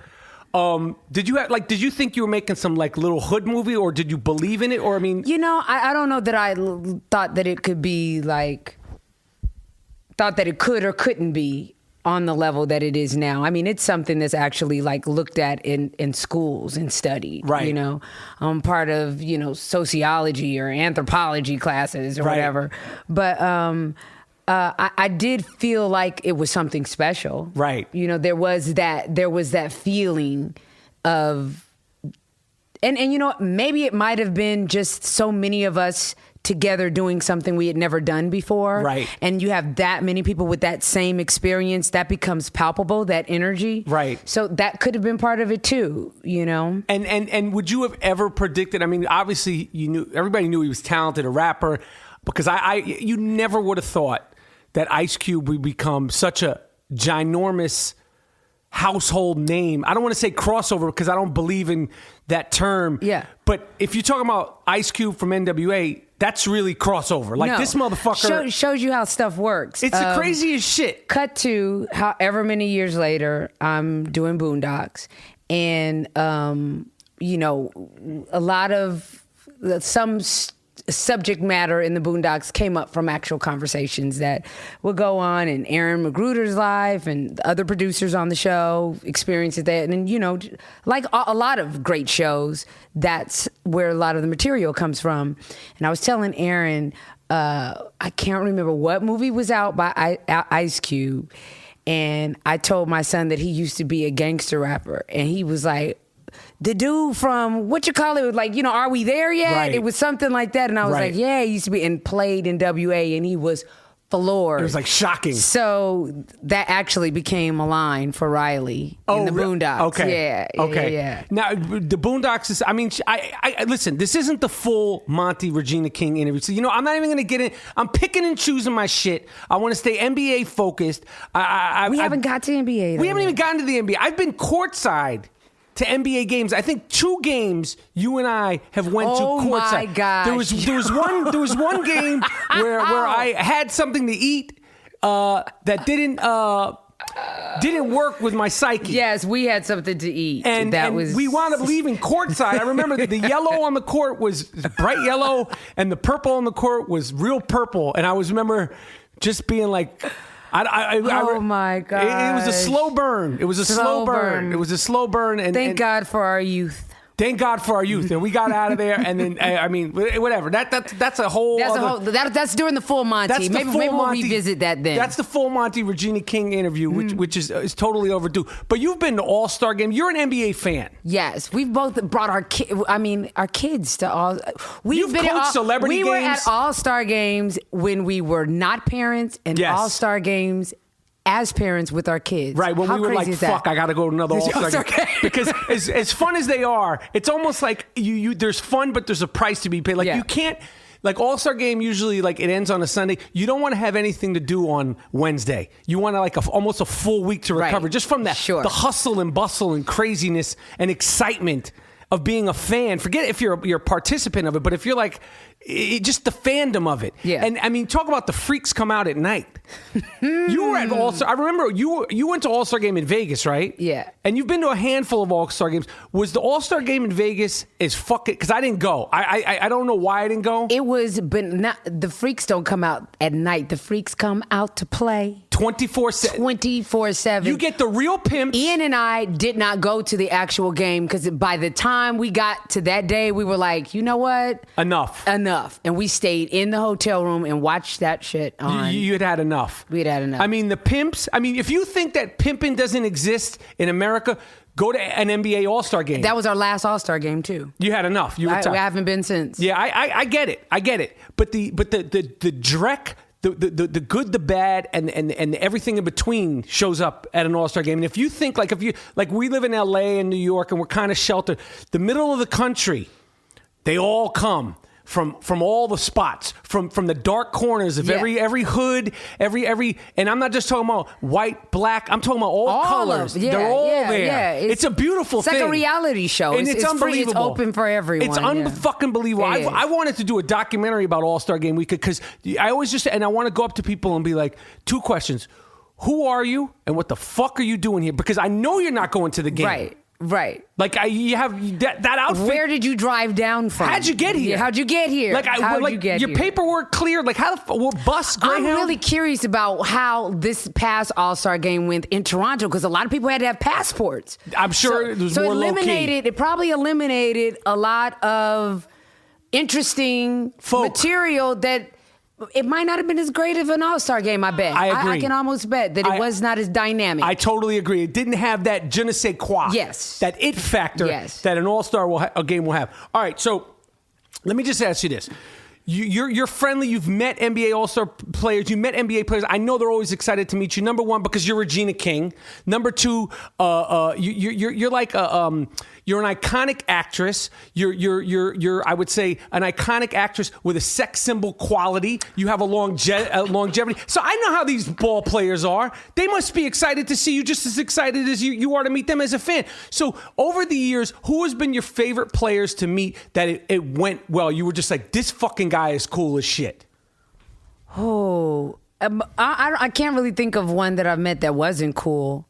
I know I've hung out. Me and you were both at once. I think it was a New Year's party at Shaq's house. I was about to say Shaq. When Shaq was in LA. Shaq and Chauncey Billups. Cool dudes. Probably the two of the. And honestly, all of them that I've met, they've always been cool cats. Right. But I would say those two would probably be the two whose energy seems to be congruent with mine. Got you. Does that make sense? That's a good word there too, congruent. Yeah. You pulled that one. I mean, fuck, that's a podcast word here. But no, when Shaq, I'm pretty sure it was a New Year's party, and I know you were there. I have pictures, not great pictures from that party, but when Shaq was in LA during his years with the Lakers, I mean, he really embraced the sort of welcoming factor to, like, he'd had these fucking parties. They were so over the top. And Shaq, I love the shit out of you. I love you. Hard body karate, but the tacky factor at the parties. Ooh, I mean, but the mix the of best. people, It was the best. It was like awesome. Rappers, Jessica Simpson. it was before everybody. What the fuck are It you was, doing? yeah. Like, and he just was cool with everybody. Loved him. I mean, he's about as lovable of a character and as a person that sports has ever had. I mean, it's like he's up there with Ali. Like, it's like hard to find something bad to say about Shaq. Yeah. And also because even if you did, he's so good at making fun of himself, right, that you can't win, right, with saying something bad about him. You're better off just like embracing the cat. How could you not? How could you not? How could you not really like Shaq? How could you not? All right, so in terms of another one, a guy I love, but maybe because he's also a good friend, Kiki Vandeweghe. Oh, right. Yeah. Then now you're going, that's old school shit. Old school, yeah. And now he's dishing out the fines in the NBA now, man. right? Fucking Kiki Vandeweghe averaged like 36, like for like 6 years straight. Like he was one of the OG big men. Yeah, busting ass for years. And like if you saw him, aside from his height, he don't look like he's a gentle giant. Yeah, but he doesn't look like I mean, aside from the height, you'd be like, you don't play ball, my man. Right. Like what the fuck are you gonna do? And he's averaged 36 in the NBA for years. Right. All right, so the NBA Finals, your Lakers are fucked up. Okay, you're a Laker fan, hard body. Okay, but you get no sympathy from me. There. No, but I mean, do you feel bad? Like, are you just like, yo, we got plenty of rings and things? I feel like we've got a lot of rings and things. We are the original dynasty. Like the only other team can argue is Boston. Yes. And I feel like we're in a space of rebuilding. I'm not a fair weather fan. I'm a true fan. Yes. You know, when Shaq, was dealt away, I did not leave the Lakers. It's the name on the front of the jersey, not on the back. I bleed purple and gold. So that being said, it's been brutal. Right. Also, not just the foot. Maybe there's a lot of my disinterest in NBA over the past 2 years, and this season it's especially. Hard to watch. It's really hard to watch. And but that last Jazz Lakers game, it was great to see Kobe. Were you at that game? I watched that game. Yes. Do you know how much those tickets were? Listen, you're Regina King. Shit, Regina, if you had put it out, I mean, that might have been tough. Look, that might have been a tough one. The way one. I said I'm a true fan, I am not interested in the true fan seats. Right. So, you're a fan, but you want to be sitting in the give me the 200s or something. No, you want to be on the wood. You want to be on that wood. Because once you've experienced that wood, and I don't mean that at wood. that game, it didn't have to have. I mean sitting on the court side. I'm in here with a woman. At that game, I wouldn't have even had to be courtside. Like I said, 200. Just to be in the arena. Yeah, that would have been one to be in the arena. Not in the true fan seats, though. That would have been a fucking nut house. Yeah. Because I mean, it was everything. I mean, as far as Laker fans, it was bananas. Yeah, they went crazy. I mean, at least they didn't riot. It was all right, he's retiring. It's not the end of the fucking world. He's Kobe. I mean, big. He's Kobe. Okay, so bringing it to now, because you told me earlier that you're such a Laker fan that you'll root for, once the Lakers are out, you root for who's ever closest in proximity to Los Angeles. So right now in the OKC, Golden State, you're rocking with Golden State all day. Okay, because just on the proximity. You're No, not just now when it comes to Golden State, not just on the proximity, because I will say this, for the past few years, Lakers have been what they've been. I've been rooting for Golden State before the Clippers. Okay. So that's not totally true. Okay. But it is kind of true. Now, you're watching Game 7? Absolutely. Am I watching it with you? Listen, if I stay silent, no. I've been told that if I come and watch this game with Mike, Mike will tie you up and gag and bound you if you talk during. I don't want to hear your fucking. This is how it is. A big game like this, I don't want to hear your thoughts, opinions. I don't want to give my thoughts and opinions. I want the. Can I just go money? Like you're good. When Steph hits a shot or when I can't. You're totally good because I've watched when Clay sports with hits you. It, I can. But I know how to watch sports with you. But if it's people I don't know and there's Iggy gets a nice steal, I can. You can do whatever you want. All right. Because I know you understand the game. Also, I don't want to be if someone who hasn't followed the series well, what happened? Look, motherfucker, you can get on Google and find out what happened. I'm not. This is not fucking Marv Albert. I'm not fucking we don't fact check. You figure out what the fuck happened. And I'm afraid because it's Memorial Day that I'm going to have to be answering the what happened question. And I'm going to go into another room. Especially if Kiwi makes that rosemary chicken. Yeah. So I'm concerned about that. But you're welcome 150%. Okay. So you've worked with a bunch of actors who are also rappers. You worked with Tupac. Mm-hmm. You're a fan of acting. You're one of the best. You're truly one of the best. So if you had to say who's the most impressive rapper turned actor that you've worked with or that you've seen, Tupac, what was it about him as an actor? I just think you can watch anything that he's done and just his eyes. It's just this honesty in his performance. Okay. He's truly a performer. He truly understands what he's saying. Right. And you can see it in his delivery and in his eyes. Yeah, he just had it. He had that charisma, that it factor. It's hard to put your finger on. It's hard to put your finger on it or just try to make it. It's not as simple as words. It's just when you see it, you go, oh, yeah, that dude. It was a believability and easiness to it. Yeah. What actors, and I'm sure there's been a bunch, so you can forget, and when you're driving home, you might be like, oh, I forgot to say this person. But who have you acted with where you've been across from them and just been so impressed? We're like, wow, this motherfucker's good. Whether it's a woman or a guy where you've been like, well, you know what? I got to say this, and I'm not just because I'm on your show. I was really, truly impressed with you in Higher Learning. We didn't get to have any scenes together, so I didn't get to see what you, I think we had one scene and our characters really didn't even interact. Oh, right, at the scene at the party, the frat party. Right.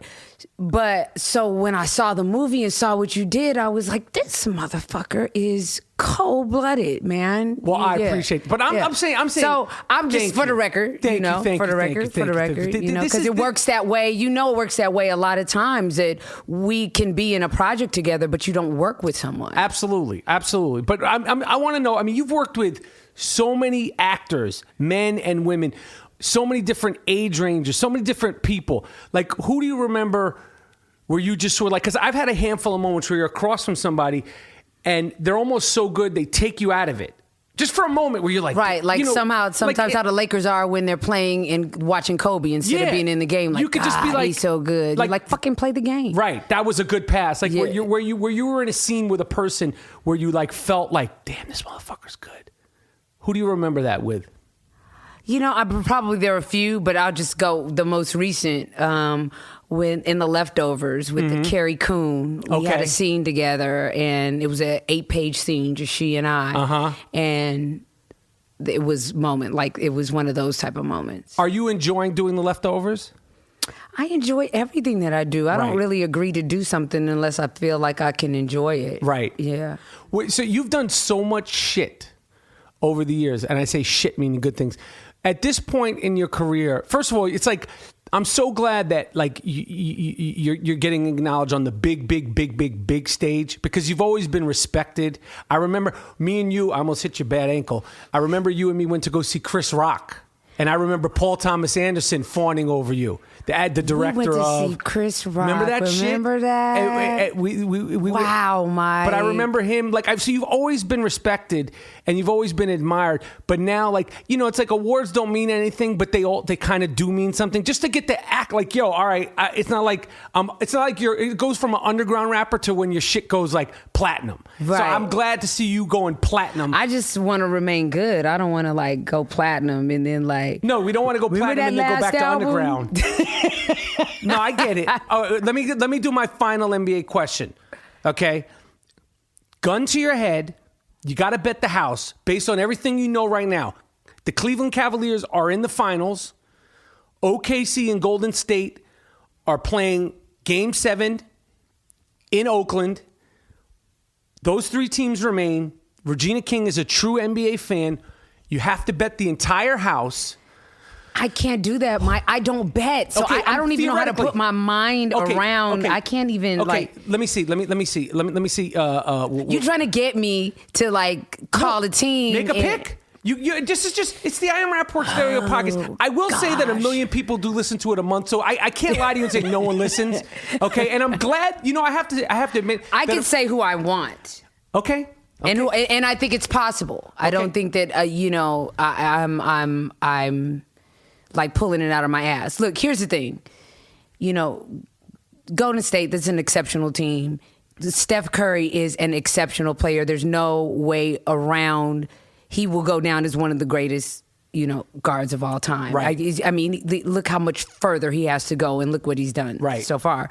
But then you've got Russell Westbrook, who has just, Animal. I mean, oh my gosh. We were talking, like, he's like that hunger, that will that I'll never stop until the time is up is like AI. Right. Like we haven't seen that. So since that long. Okay, who would you like to win the NBA Finals? Golden State, without a doubt. I would like to see, wait, remind me, what's going on with Cleveland's done. No. I know is Derek, is Love and Irving, are they healthy? They're all good. They're all good. And they're resting. It would be nice to see a healthy Cleveland team against the Warriors team, just because of last year. It was, people tried to take that away from Golden State because it was just LeBron. And, I can understand that argument. Right. I can. It would be nice to see that again and to see Golden State, pull that off. That would be a great everybody series. was counting Golden State out 2 games ago, saying that there's no way that they could be where they are at this Game 7. Well, what do you think about that? Like, I mean, you're an actress. You get fucking. I mean, actors get it bad, but actresses, you get fucking pulled through the fucking ringer. Now, not everybody is your age and then sort of looks like they've frozen in time, and that's a compliment, because you look fantastic. But as women get older. But I mean, people still have shit to say. There's no matter what, if somebody thinks you don't look fantastic, or somebody thinks you're not a good actor, or somebody, fuck everybody. No, I mean, I know it sounds fucked up, but no, it doesn't sound fucked up. But what I was going to bring it to was like we were just saying, like 3 days ago, Steph Curry was. It was like it was done. He was a fluke. It was Linsanity. It was a joke. I mean. What is that? What the fuck is that? That you just know what 3 days ago. I think that unfortunately there's such a big population of people that think or feel better when somebody else is not doing well. Mm-hmm. You know, and in addition to the fact that it gives us, it puts shit on the ticker at the bottom. Right, you need stuff that for people to talk about. Right. That's all that is. It hypes it up even more. Right. So when he beats all of that, right. those odds, it makes for even a better story. Right. You know, I mean that's the only thing that I could make sense out of, because I feel like a lot of those reporters or whatever that are analysts that have that shit to say, right. They know all the stats. They're looking at the shit that we're not looking at. They're just saying that they're just stirring the pot. I hear you. Yeah, they're just stirring the pot. Because it was crazy. Maybe it's just because I'm just a fan. I just was like, what the fuck did this guy do? Did he do something bad? wrong? Yeah, He had a couple of bad games, and like all of a sudden he's shit, and he's this is a fluke, and he's over. I'm like, it's 2 or 3 bad. I mean, every star has had them. And also, this kid is the greatest. I mean, not just his sheer talent, but his family. Right. He's like, can he do wrong? Right. Any wrong? Like, it's almost not real.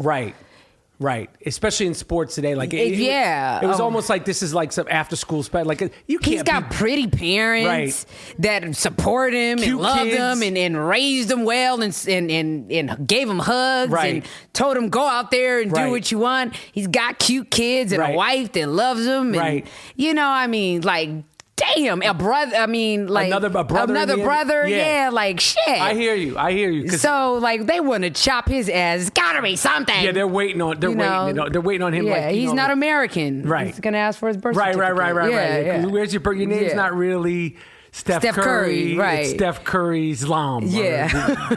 Steph Curry bin Lazlam. All right. Yeah. Regina, this has been the Game 7 Roving Diary. I'll be back for the full Monty. Rooting for Golden State. Rooting for Golden State. To take State. it all. We're really to bet the house on it. It's going to be tough to get through. Yeah, it's going to be tough to get through Cleveland. That dude LeBron comes through the paint like a fucking Mack truck. Like, I would move out of the way. Like, I wouldn't take some of those fouls. No, he's on some shit. And you hate him. I don't hate him as a player. No, not as a player. You have to respect him. Of course. I got. Listen, you think that I rooted for Michael Jordan? Right. No. This is, like, people, like, I'm not going to be hate shamed. Yeah, right. I don't like this motherfucker. I don't want him to win. I think that the people in Cleveland, they need not to win because their existence will still be confused winning a championship. I know they think they want it, but I'm telling you, Clevelanders, you don't want this. Right. It'll fuck you up. You won't have anything to really live for and strive for. So you're better off just being in that state of misery. Remaining what you know. Sticking with what you know. They'll be so confused. Like, I guarantee you, they'll be if they won, knock on wood, there'll be a large percent of older people. They'll just die because they'll be like, they'll have nothing more to live for. Because they have a back-to-back. They won. I mean, because they have he ran to Miami. My bad. Yeah, he ran. They go back to back going to the finals. Yeah, and then if they winning. win, I mean, they will. So listen, I would be happy. I know Cleveland is a hardworking, tough. I mean, it doesn't get more American than Cleveland, but I feel like they need to continue to lose. And I feel like, just for me as a fan, one more year of LeBron's misery and frustration and confusion. I'm not going to say that I don't get off on it. Right. But it's kind of like when AI crossed Jordan. It's of course. Of course. So I mean, it's like there's no hate. You always will love that moment. I want to break his fucking balls. Yeah, I mean, but I like people expect, how could you hate? Like, I didn't fucking, you think I was sitting there fucking cheering Larry Joe Bird on? Right. Larry Bird was the bane of my fucking existence when I was a kid. But one of the greatest rivalries of all time. I mean, you're an LA girl. You can't sit here and say, like, you were like, I love Larry. You had Magic Johnson and you were right there. Yeah, it's magic. So, exactly. Yeah. All right. This is the I Am Rapaport Stereo Podcast. Regina King, who I say is a queen, and we're out.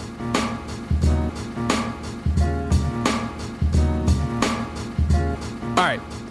This is the I Am Rapaport Stereo Podcast. The Game 7 Western Conference Finals Diary.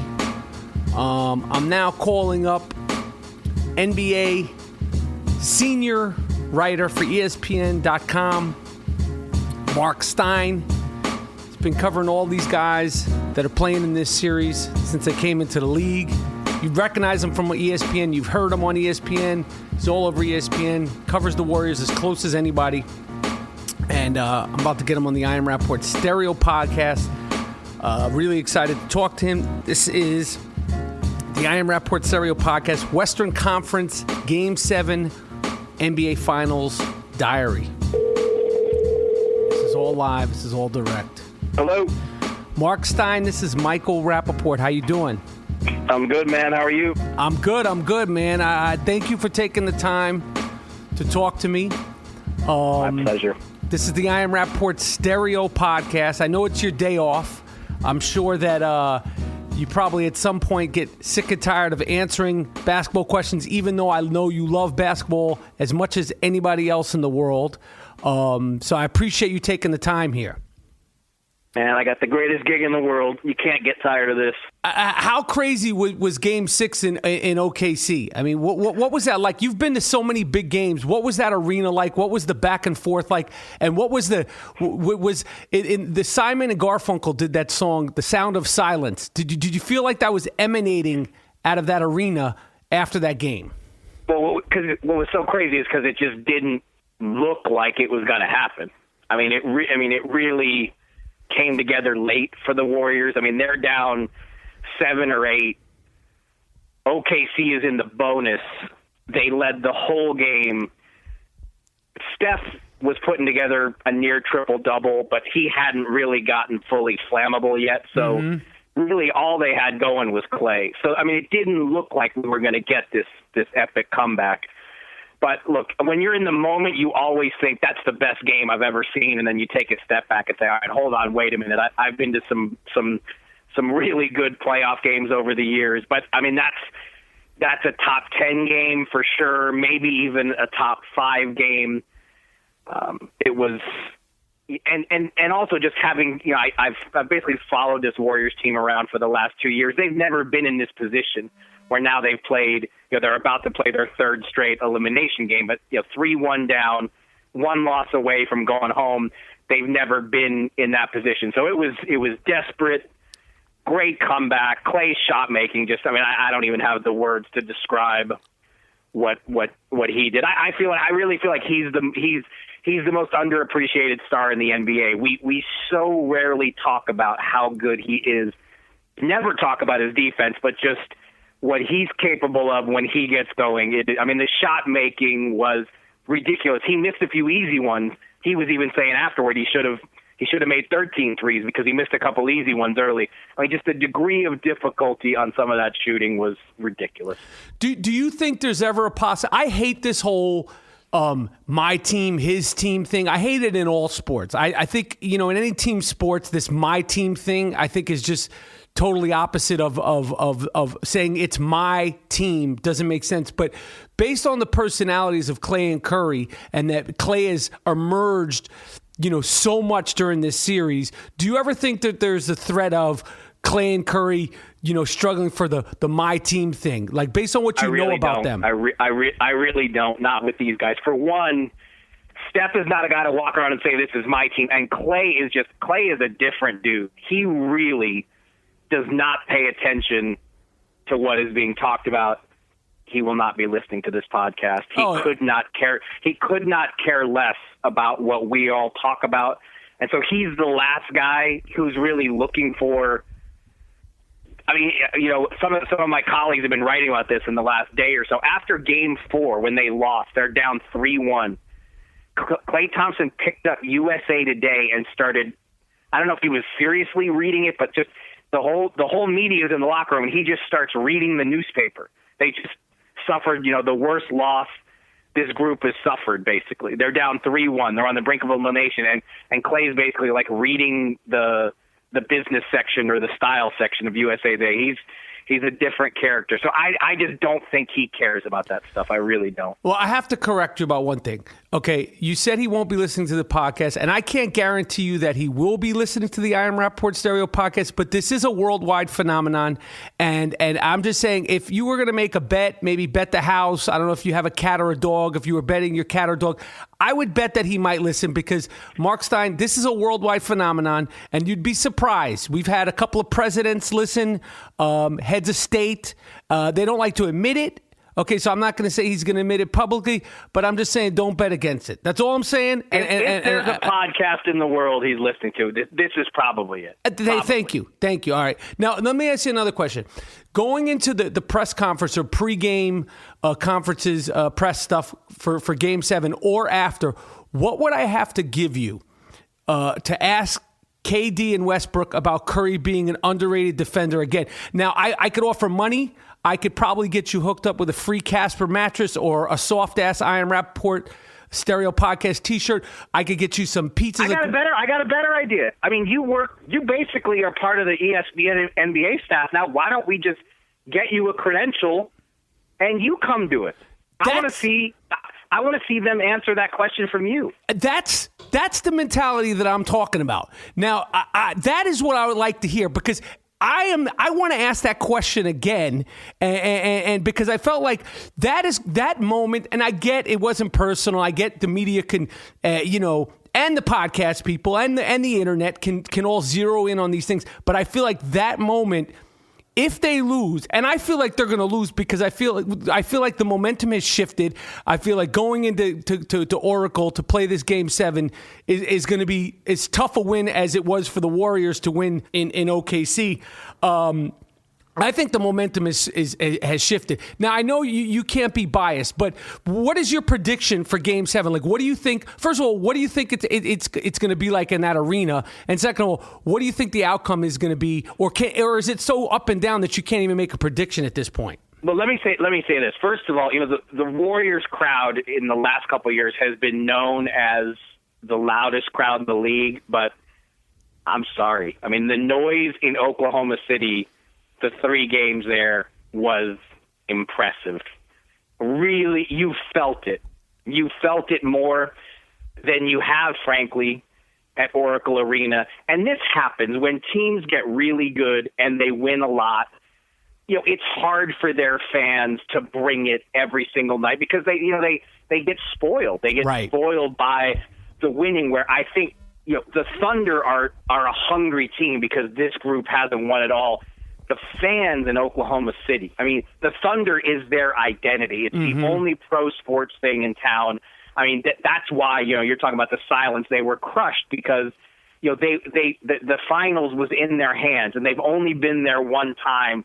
And I can't even imagine what winning a championship would do for those people. They're so proud. And that's why, keeping Durant, and why everybody in Oklahoma City gets so touchy when we talk about Durant maybe going somewhere else, because they consider Durant to be one of their own. He's basically grown up there. He only played the one season in Seattle. I mean, he's such a big part of their identity. So, it's going to be a great crowd. But I'm curious to see can the noise match what we just saw in Oklahoma City, because I don't even have great words for it. But it was really, really good. I mean, It was as intense a game as I remember being at for ages. I mean, it was a battle. That's cool to hear. Now, if OKC does win, like, how excited are you to shuttle back and forth to 2 shitholes game after game? You could be at OKC for a couple of nights, and then you go to Cleveland. I mean, that's got to be the trip of a lifetime. I cannot Toronto is one of my favorite cities in the world. Yes. So the prospect of getting some finals nights in Toronto, I'm not going to lie to you, the thought of that was pretty damn tasty. Well, where's the best? That did not happen. Yes. But here's the thing: I can't lose either way, because being in the Bay Area is obviously great, but I live in Dallas, so if I'm in Oklahoma City, I'm a 3-hour drive from home.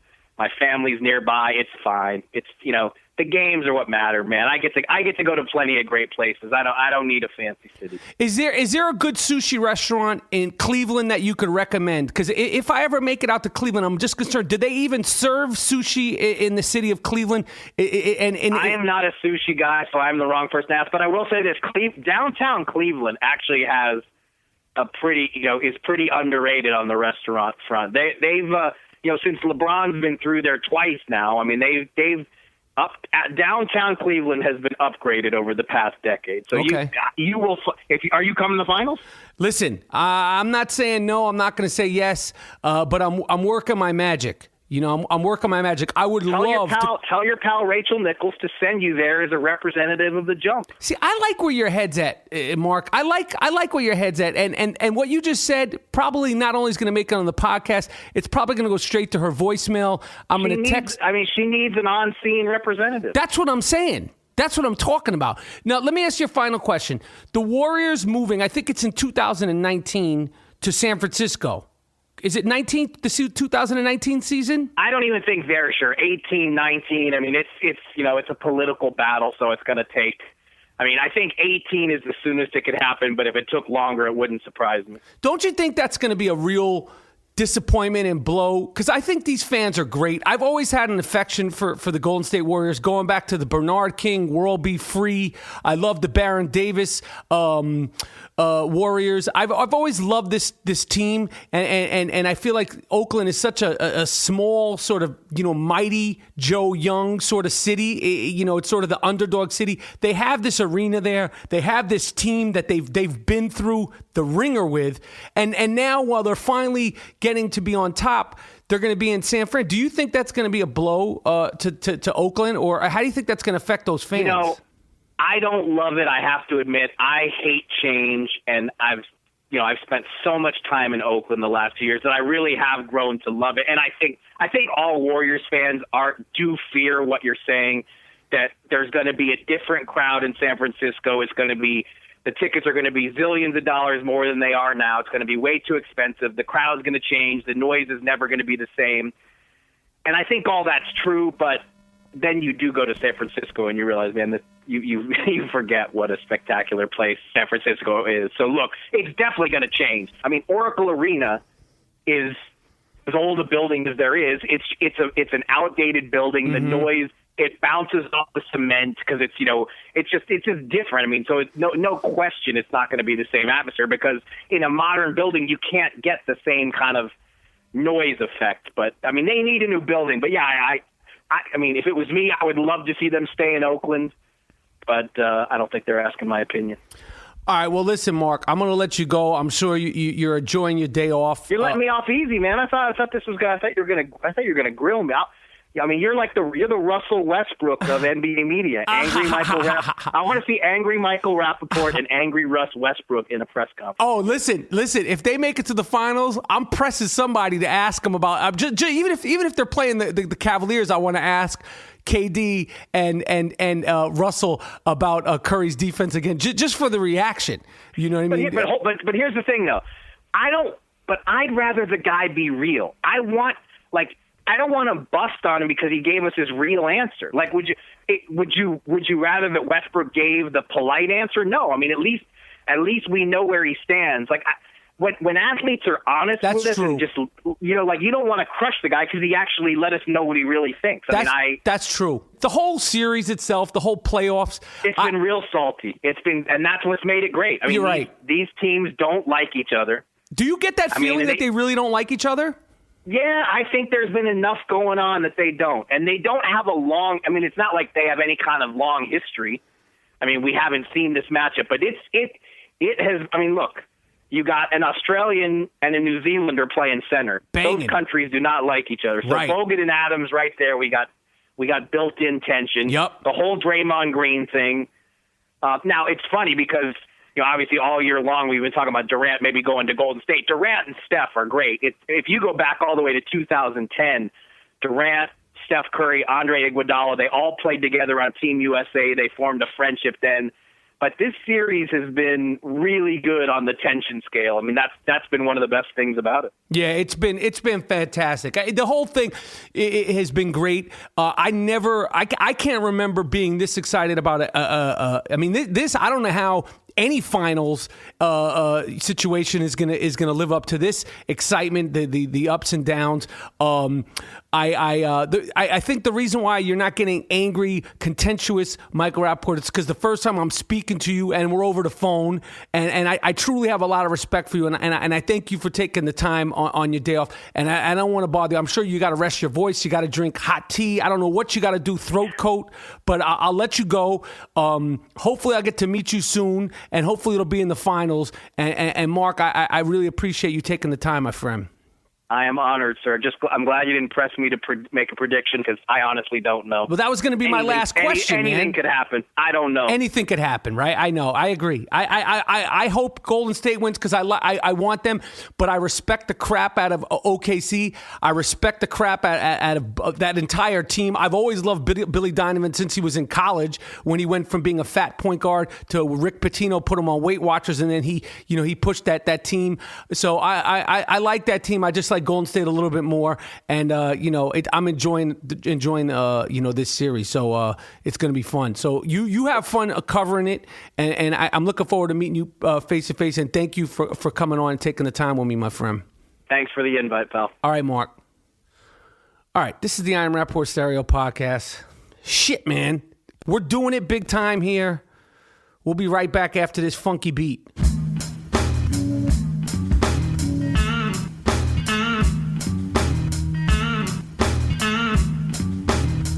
All right, it's the I Am Rapaport Stereo Podcast. We're back. So what I'm going to do now is I'm going to speak to this dude. His name is DJ D Sharp.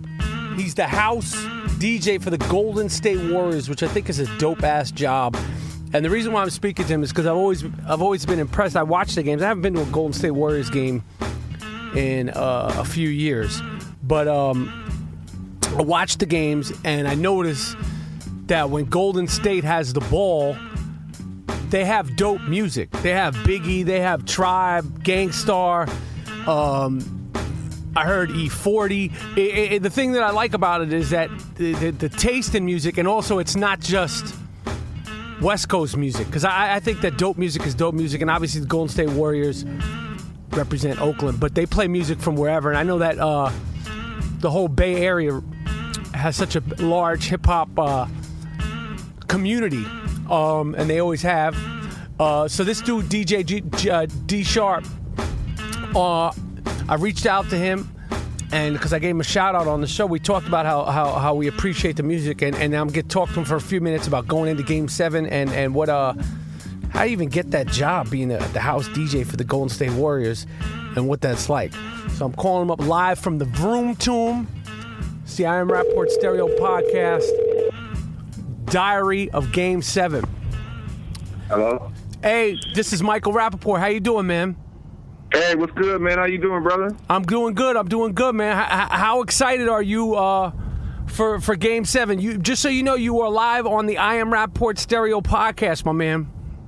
What? Get out of here, man. Is that real? It's really real, man. This is me, and I told you I was a fan. We made it, man. You made it. You've been made it. This is just a little notch in your belt, man. You're the home DJ for the Golden State Warriors, and like I said to you on the podcast and on Twitter, I feel like, I don't know if other arenas have a guy that's there consistently, but you bring the dope beats. I like that it's eclectic beats. I get shocked sometimes. Like, I hear like, the stuff that you play. I've heard Biggie, I've heard Tribe, I've heard Gangstar. And so I really appreciate it. So just let me ask you a couple of questions. How did you wind up becoming the DJ for the Golden State Warriors? So I became the DJ, man. I got to give props, and God bless the dead, DJ Solomon.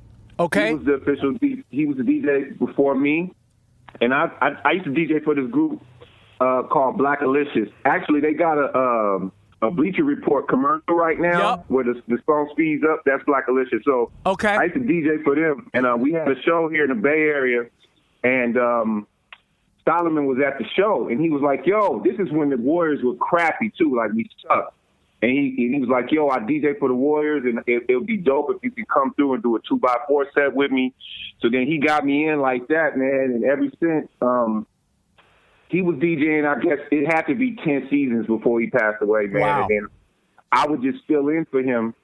And when he passed away, they offered me the job. So wow, it's bittersweet, but that's how it happened. Well, listen, first of all, I got to tell you, man, I told you this before. I think that you guys play the best music in the league, and I hate saying it because, you know, I'm a Knicks fan, and you know, New York is the birthplace of hip-hop, but we you know, and they have dope DJs, but it's like a cycle, so it changes up. I think the fact that, you know, they keep one dude, I think there's a consistency. So how does it go into, like, do you pick the beats? Do you have to approve them? No, so let me clarify some things. So there's a house guy that handles a lot of the beats, and he plays them from a replay machine. Okay. There was a guy named Addy. He now works at Pandora. He was there for years.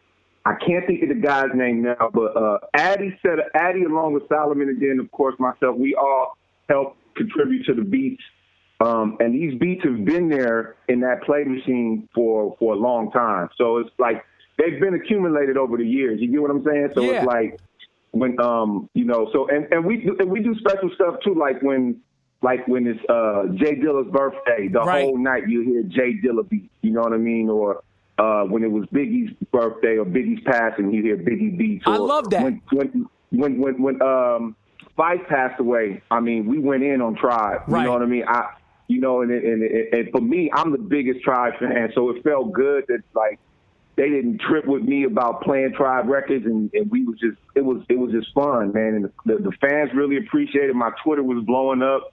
People were thanking me like, yo, man, I can't believe you playing, you know, all of this Tribe stuff for Fife, man, and it just, you know, it just felt good, man. Well, you know, I appreciated that too, and I'm aware of it too, and obviously, you know, the passing of the great Fife Dog was a big loss, and I know his wife is a humongous Golden State Warriors fan because she's from the Bay Area, and you know, Fife was, you know, I will always say this, probably the biggest sports fan I ever met. So I'm sure, you know, that meant a lot to his whole family and his friends.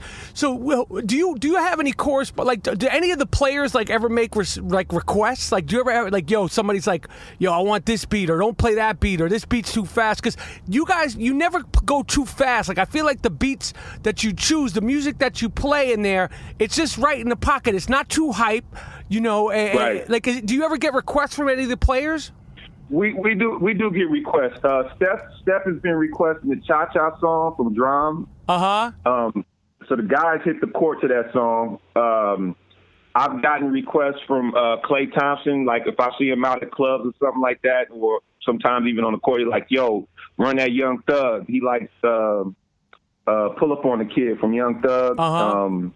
You know, Draymond gets juice when he hears his name in that Drake record. So, you know what I mean? The Summer 16, you know, and it's just like, you know, when I see the guys and I'm like, yo, let me know. If anytime I ever get a chance to talk to them, I'm like, yo, let me know. Like, I want to make it easy for y'all. Like, tell me what you want to hear. And they always tell me, they're like, yo, you're doing your thing. Don't worry. Just keep doing you. So that's a good feeling, too, to hear from them. You know what I mean? Like, absolutely. I'm sure. I mean, it just must be such a fun job, especially being somebody from the Bay Area and then being a DJ. I mean, I just can't imagine how much fun it is. So what's up for Game 7? Like, how crazy do you think Oracle Arena is going to be tonight? Yo, it's going to be absolutely insane tonight, man. Like, I'm sitting here like, and you know, I mean, I've been DJing for a while, man. So like, and I've been doing the Warriors. I've been an official DJ for like 4 years now. So I have stuff ready, you know what I mean? But it's like, for some reason, man, tonight's special. I'm sitting here with my computer in front of me right before you call me. I never do that. I just always go to the arena, just rock, just ready to rock. You know what I mean? So my computer's sitting in front of me, and I'm looking at MP3s now like, okay, all right, this, that, you know what I mean? So Are you going to play any of the base god tonight to try to perpetuate the base god curse on KD? Like, are you going to... Yo, man, I actually got, they said from the higher ups, it was like, yo, we know that this little beat thing, like when it was out of control. Right. They were like, yo, don't do it. Because the fans really want it. You know what I mean? Of course. They're like, yo, don't do it. Don't do it. Don't play into it. You know what I mean? It's not worth it, right? It is not. You know what I mean? And it is. I mean, to me, it's funny. You know what I mean? It's like it's just funny. Like the Harden thing when we faced Houston last year, and you know, and it was all because of the curse. Right. You know what I mean? So it's like, and that's actually when it happened. They were like, "Yo, stay away from the Little B record. Like, don't do it." But he was in the crowd though. They put him on a jumbotron. He came to a game. I saw that. And, they put him on a jumbotron, so they showed him love. But I definitely they were like, yo, I guess because they were just afraid of the lyrics. Yeah. You know? Well, but, maybe tonight, because I love OKC, but I'm Golden State. I'm rooting for Golden State hard. Maybe like, you know, like something like there's a mechanical error if there's 2 minutes left, you know, and things. Maybe I can do something like that. Yeah, I mean, you know, I don't want you to risk your job, but you know, you listen. This has been a hard fought series. So. Oh man, these guys. Hey, I keep telling cats, man, like. You know, I'm seeing people out when I'm out and DJing. They're like, yo, we're going, see you Monday. I'm like, yo, check it out. OKC is no joke, just so you know. You know, like, they're no joke. And we had a watch party at the arena on Saturday. It was absolutely insane, man. And when them boys pulled that out in the fourth quarter, man, it was a miracle almost. Were people going nuts up there? People were going absolutely... It was. I mean, it was crazy. The energy level. I mean, I've never seen it like that. That's dope. Never. That's dope. Well, listen, I'm gonna let you go. Get focused. Get ready for the game. I'm a fan. Keep doing your thing. I really respect what you're doing. I love the quality of the music you guys play up there at Oracle, and I'm just looking forward to a great game. And hopefully one day I'll get to meet you. But keep doing your thing, and congratulations on on everything you're getting able to do, man. Yo, yeah, I just want to say thank you, man. I've been a fan, brother. So, like, when I saw the tweet and people was hitting me up, and I was like, what? Like, I got really excited, man. So I'm a fan, and I thank you, brother. Keep doing what you're doing, too, man. Absolutely. I appreciate that, man. And one day I'll have to come up there, and we do a full podcast from the Bay Area. Yes, sir. That would be dope. All right, cool, man. Enjoy yourself tonight, man. Good luck for the Warriors. All right. Thank you, brother. I am Rapaport Podcast. What can I say? Incredible game, incredible series. OKC is a man. They emerged. I don't need to say anything that's already been said. Russell Westbrook, you're a beast. I think more of your intensity than I even think of your ability. I look at it as an artistic expression. KD. You guys will be back. I hope he stays in Oklahoma. I need to verify whether or not Bill Burr, you heard in this podcast, me and him made a bet. I said 8 points, or he said 8 points. I said 7 points. I think it's called a push. So I don't know who the fuck wins. This is the I Am Rapaport Stereo Podcast, making history again. I want to thank all the people that participated in our Game 7 diary of the Western Conference Finals. Marv Albert, Mark Stein, Carrie Champion, Jamel Hill, Regina King, Bill Burr, DJ Sharp. I don't think I'm forgetting anybody. I love basketball. I love the NBA. I respect all them dudes, even though I talk a little shit on Twitter. And Thursday, speaking of talking shit, we have an episode coming out. It's the best of LeBron bashing. Speaking of talking shit, it's since the beginning of the Iron Rapaport Stereo podcast. It's the best rants, good, bad, and indifferent, all about LeBron James. Unprecedented episode coming. It's the Iron Rapaport Stereo podcast. We're doing it big time. We're doing it for the people, and I really have a feeling that we're going to go platinum this month. And I'm out.